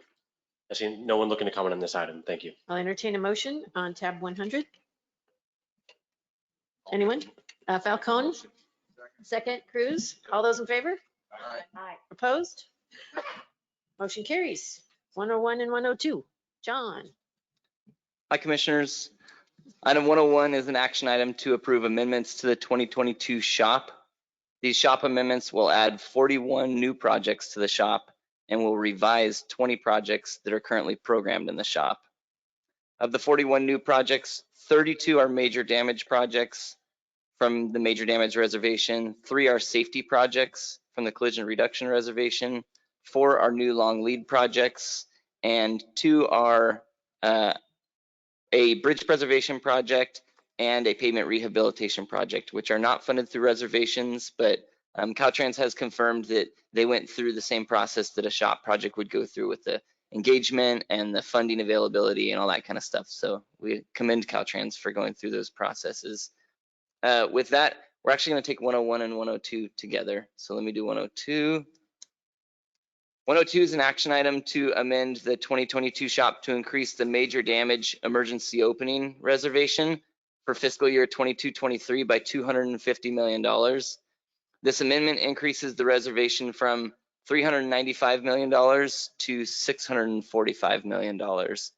This increase is a result of the massive response effort required as a result of the severe winter weather we've been experiencing this year, and Caltrans needs this to continue to respond to emergencies through the remainder of the fiscal year. So staff has reviewed both items 101 and 102 and recommends approval. And John, what was the total dollar amount for 101? 101 is amendments, and so it does not have a dollar amount. Well, I don't have a dollar amount. It might, but you don't have. Yeah, Okay. There's ups and downs within Okay. that. Thank you. We have any questions or comments on 101 or 102 for John? We have any public comment? I see no one from the public looking to comment on this item. Okay, I'll entertain a motion. Move it, Moved by Tabalogi. Commissioner Liu, second by Falcone. All those in favor? Opposed? Motion carries. 103. Anya. Commissioners, tab 103 is an action item to amend the local partnership formulaic program. The 17 recommended amendments will delete one project in San Mateo County, making the funds available to reprogram, add 14 projects in various counties, deprogram $6,800,000 from the I-5 improvements from I-405 to Yale Avenue project in Orange County, leaving $3,979,000 programmed to the right-of-way phase, and correct the programming year for the Franklin Boulevard resurfacing gap closure project in Sacramento County. Staff has reviewed these amendment requests, and they are consistent with the local partnership formulaic program guidelines and policies. I would like to thank and commend the staff at the Imperial County Transportation Commission, especially Marlena Flores and Virginia Mendoza. Guiding multiple agencies, 7 cities, and 1 county through technical corrections is no easy feat, and they did it successfully without any delays. We greatly value proactive communication, collaboration, and coordination between agencies, and we appreciate the Imperial County Transportation Commission's efforts. With that, staff recommends your approval of this item. Thank you, Anya. Way to go, Imperial County. We have any questions or comments? Move approval. That was Gardino and Norton. All those in favor? Oh, I'm sorry, public comment. I see no public comment for this item.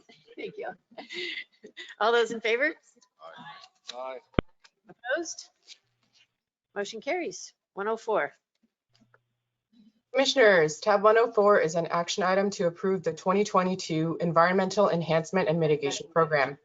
Commission awards annual grants to fund projects as recommended by the California Natural Resources Agency.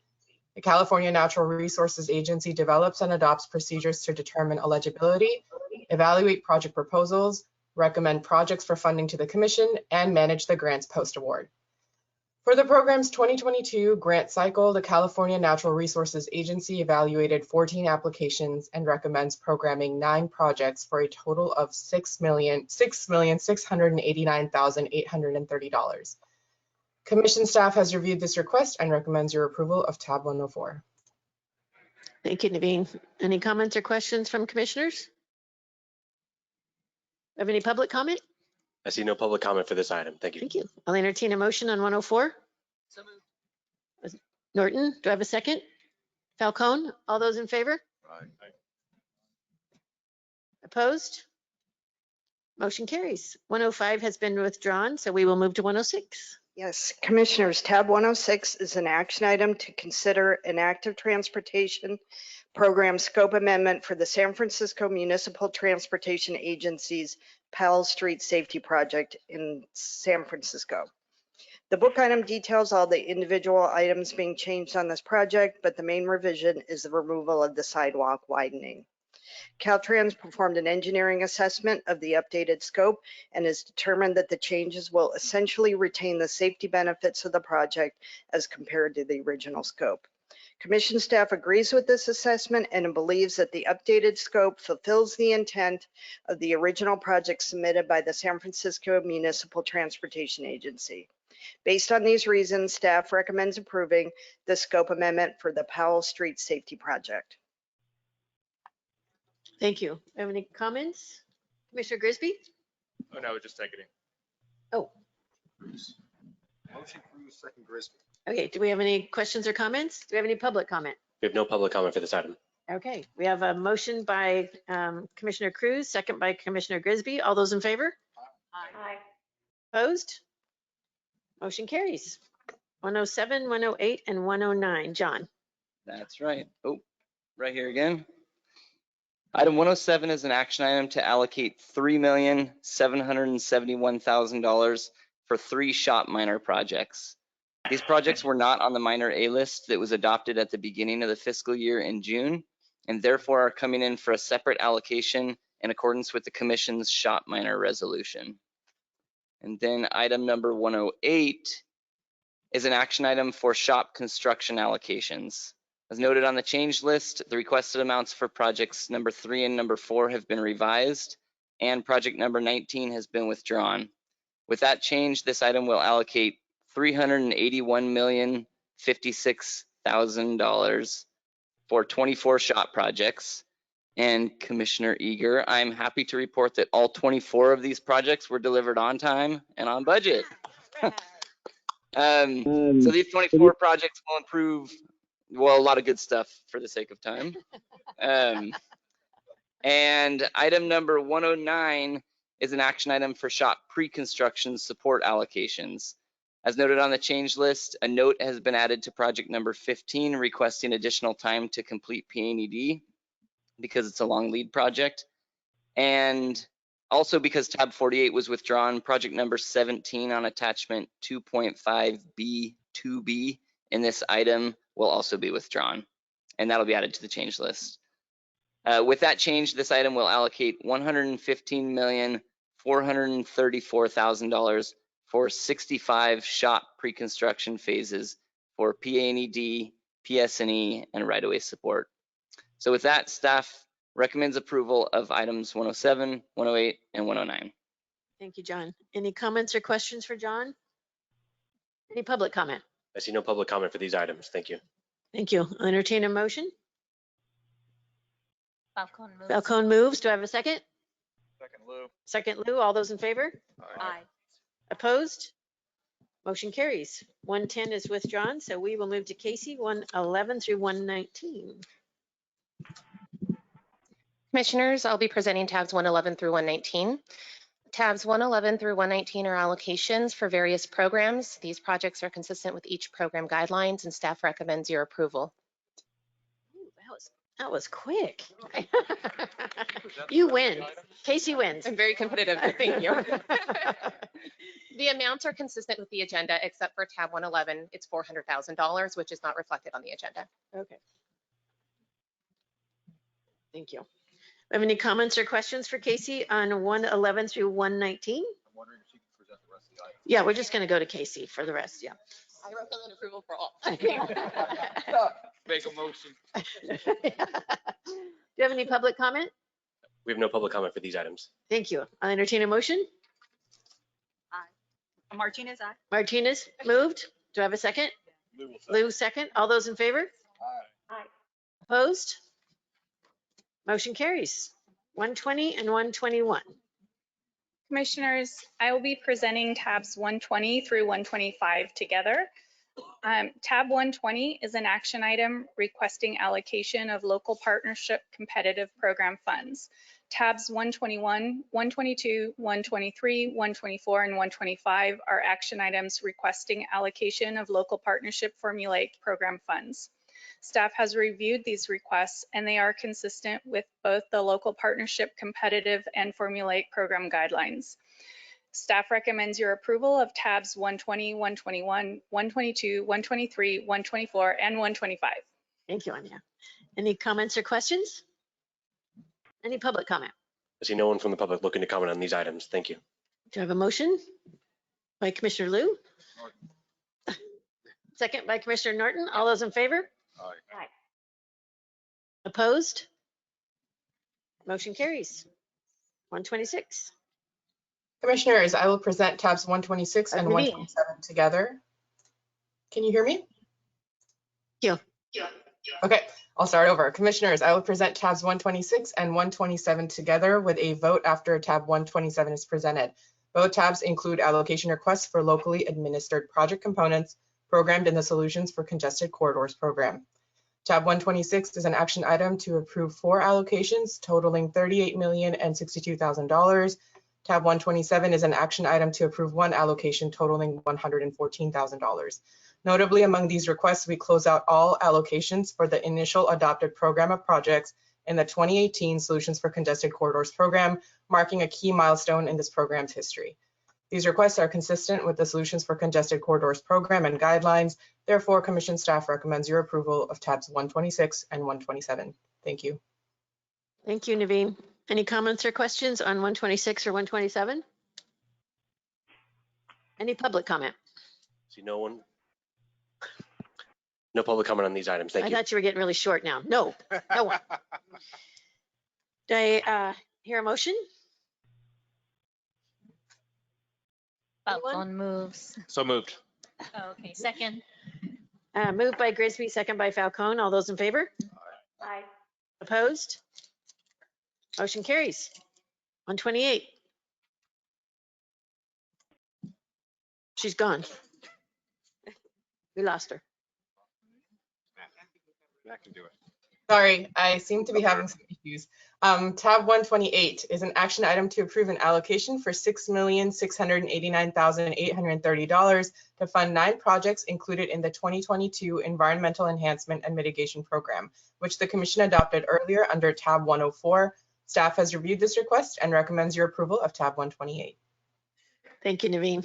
Any comments or questions from commissioners? Any public comment? See no one from the public looking to comment on this item. Thank you. I entertain a motion. So move Martinez. Martinez, second by Falcone. All those in favor? Aye. Aye. Opposed? Motion carries. 129. Commissioners, tab 129 is an allocation request for $37,326,000 for the locally administered multi-funded trade corridor enhancement program and transit intercity rail capital program project.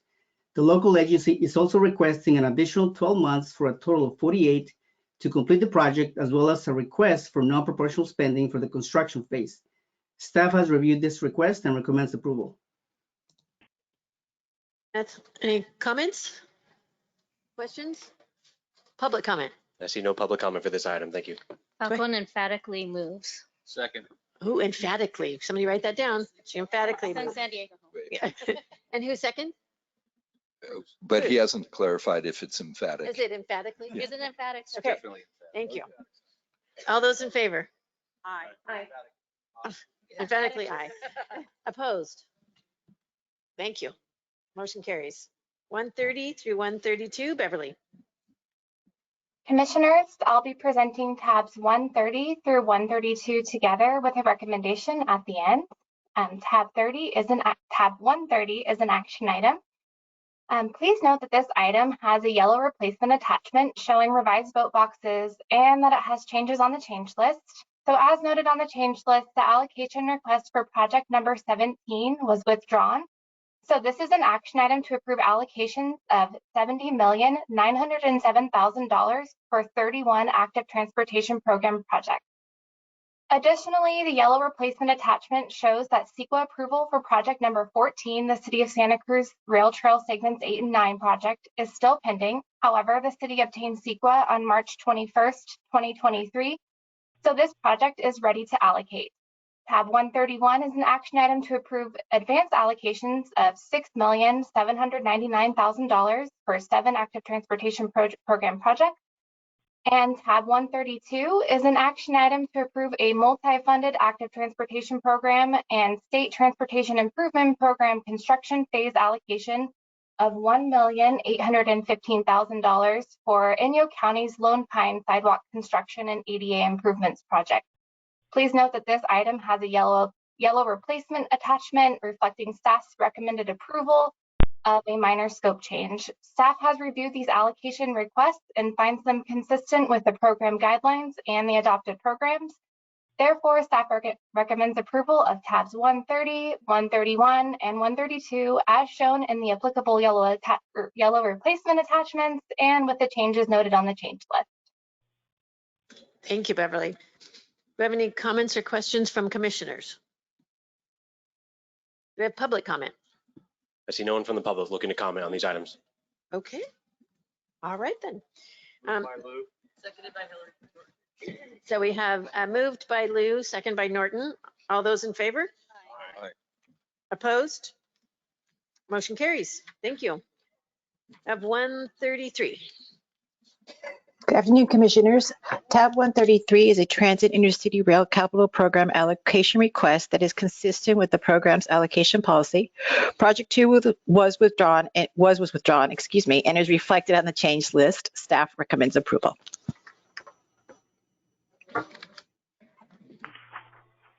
Any questions or comments? This is 133, correct? Yes. On 133? Any public comment? No public comment on this item. Thank you. Entertain a motion? Motion to approve Martinez. Martinez, second by Second. Falcone. All those in favor? Aye. Opposed? Motion carries. Thank you. 134 through 138. Jaden. Good afternoon, commissioners. For the sake of time, we'll be taking 134 through 143 together. Oh, So- even better. Yes, tabs 134 through 143 are action items to consider approval of time extensions for 33 state highway operation and protection program projects, 7 active transportation program projects, 1 local partnership program project, and 1 multi-funded local partnership program and state transportation improvement program project. Please make note of the changes for tabs 135 and 138 as noted on the change list. These time extensions are consistent with their respective programs guideline, with the exception of tabs 134 and 138. Staff has reviewed tabs 134 through 143 and recommends approval. Thank you. Vice Chair Gardino. Thank you. I'm working my best through the packet to keep up with you. Similar to the engineer estimate comment, the trend I'm seeing over the last several meetings is that the requests for time extensions are getting longer and longer. When I had joined the commission, I always thought, okay, if it's 3, 4, 6 months, that was more in the norm of what we saw and what we approved. And more I'm seeing 12, 24, and even 60 months. And when it looks like it's starting to be a trend, it's concerning to me. So perhaps similar to the last item, if we can better understand why we're getting such long time extensions, what we're doing about it, because I'm assuming, and perhaps incorrectly, that time extensions mean that perhaps projects were awarded, that if we had had a better sense of how far out they are, perhaps they wouldn't have been awarded, especially in greatly impacted programs where there are so many worthy projects that with that additional information, we may have made different choices with taxpayer dollars. That's a great question, Vice Chair, and I'd be happy to follow up with you after consulting with Caltrans and get an answer back to you as soon as possible. I appreciate it. And again, we're all working to do our best while also staying accountable. So it is not meant harshly, but with true interest and a growing level of concern about how long these extensions are becoming. And if I may, in view of your 2 comments, and Chief Deputy Director Kiva mentioned this also, perhaps we should look at holding another project delivery workshop in the near future where we can focus on some of these items, but perhaps this time not just from the Caltrans perspective, but also from the local and regional agency perspective. Thank you. Any other comments or questions? This will be for tab 134 through 143. Do we have any public comment? I see no one looking to comment on these items. Then I'll entertain a motion. Okay, I'm looking left this time. So moved. Commissioner Grigsby, second by Second, Cruz. Commissioner Cruz. All those in favor? Aye. Opposed? Motion carries. Now we are on 144. Yes. This one isn't going to be as short. I apologize in advance.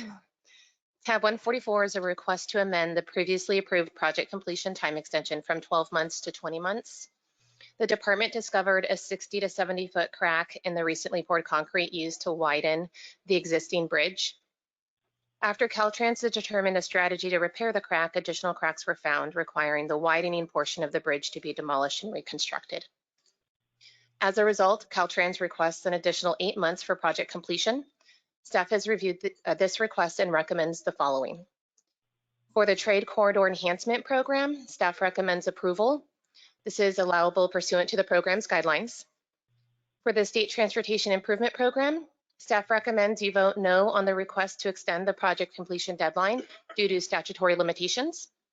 However, staff recommends the STIP funds are spent non-proportionally to maximize its use prior to the project delivery deadline. Thank you. Does anyone have any questions about that particular item?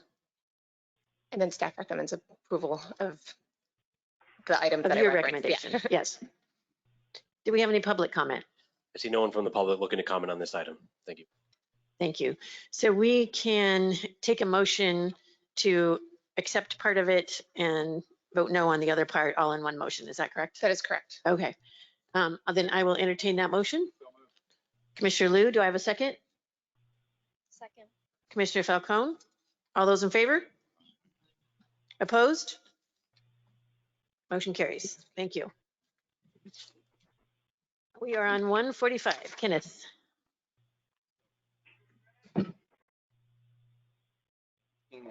Tabs 145 through 147 together. So tabs 145 through 147 are action items to consider approval of time extensions for 1 trade corridor enhancement program project and 3 transit and intercity rail capital program projects.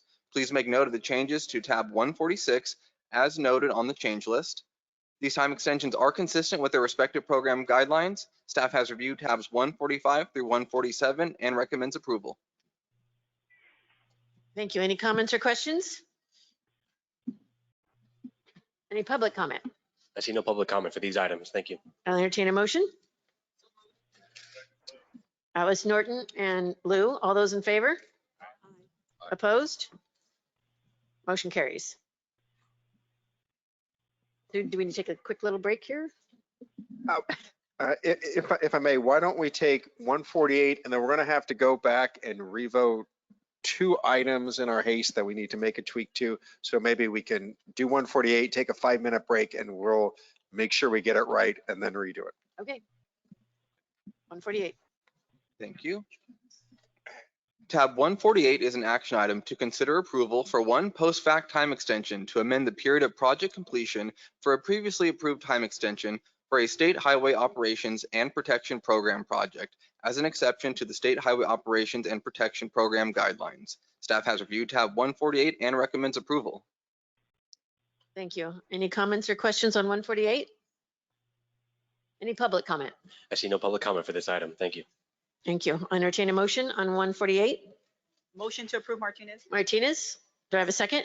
Second. Second Falcone, all those in favor? Aye. Opposed? Motion carries. Okay, it is 12:48. At 12:55, we will come back and revote. Okay.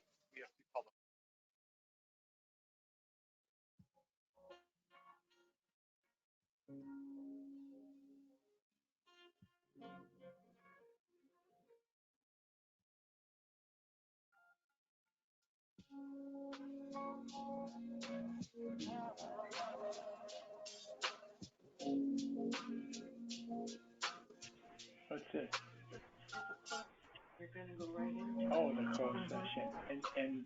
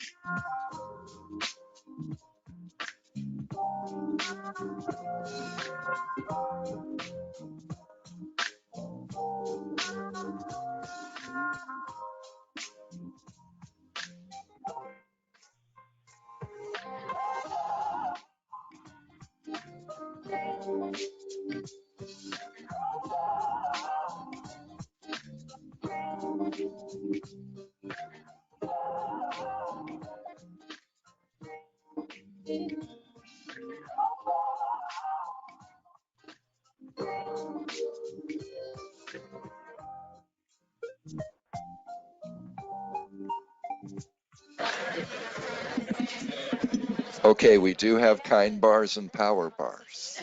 Kind bars and power bars. If anyone's desperate. Yeah.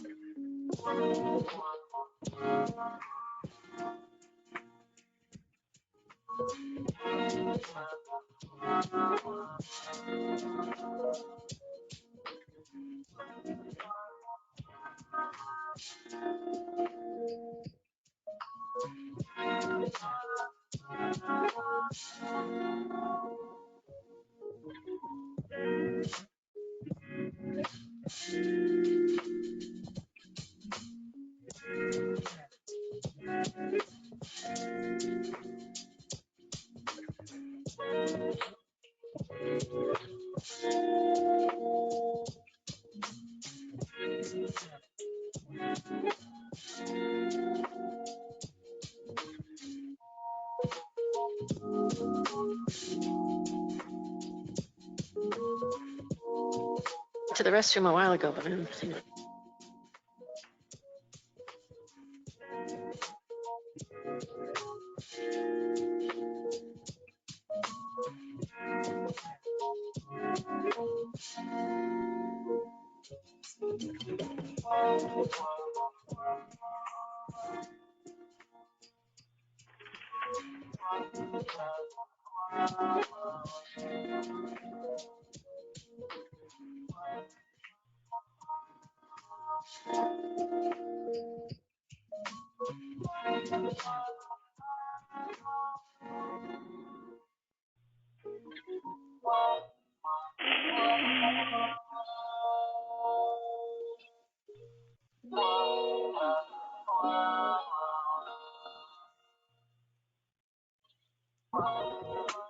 Okay, we're going to call the meeting back to order. I didn't mean to scare you, sorry.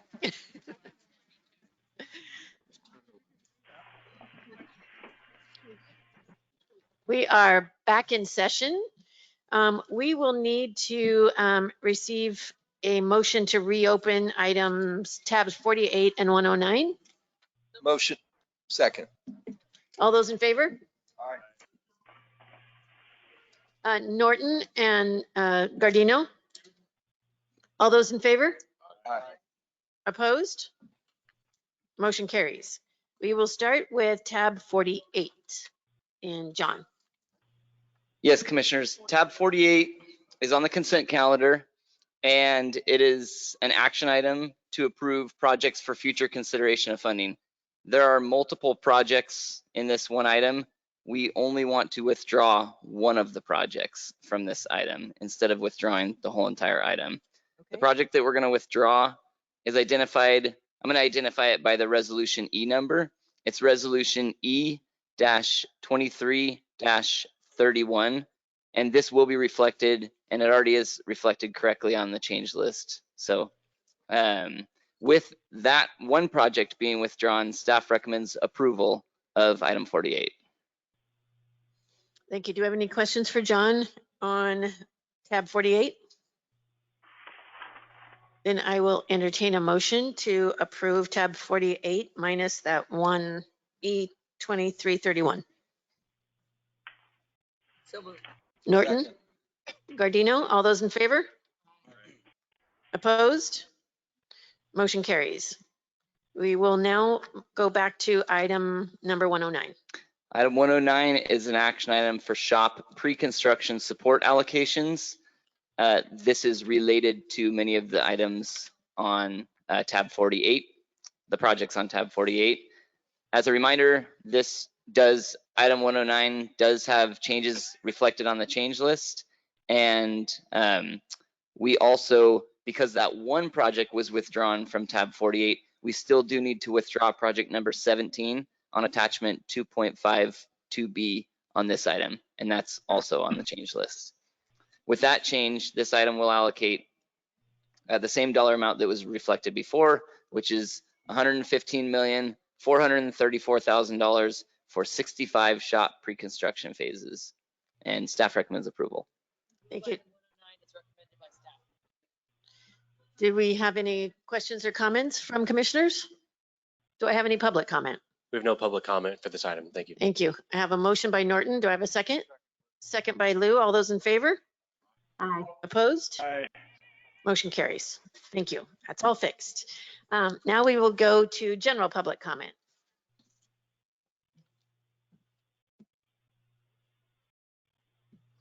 Thank you, Douglas. We have one person, Nisherman.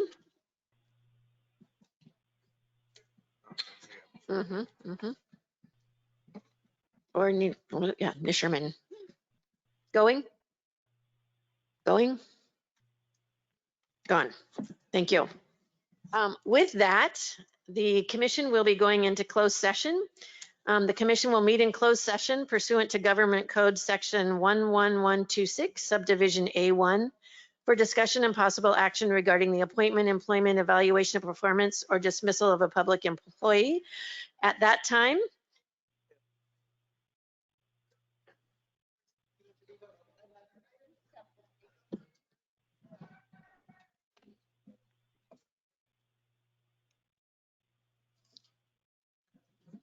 okay.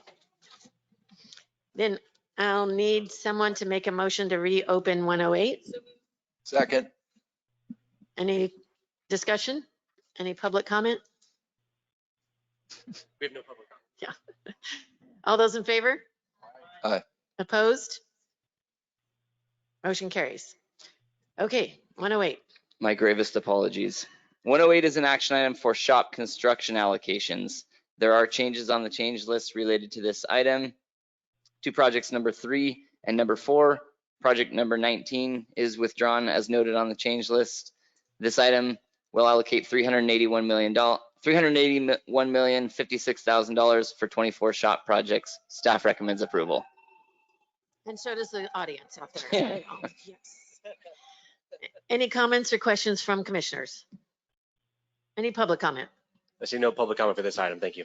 Okay, I entertain a motion by Commissioner Liu. I have a second? Commissioner Grisby, all those in favor? Aye. Opposed? Motion carries. Okay, this is the last one, right? We're moving on? Yes. Okay. So we are going into closed session. We'll come back after and resume open session. I'm sorry. I think this was agendized as closing this meeting and opening another meeting for the next item. Thank you. Thank you. From what I remember from the notice. Okay, then this meeting is adjourned and we will go into closed session and we will open up the meeting again after closed session. Thank you so much. This meeting is adjourned. Thank you.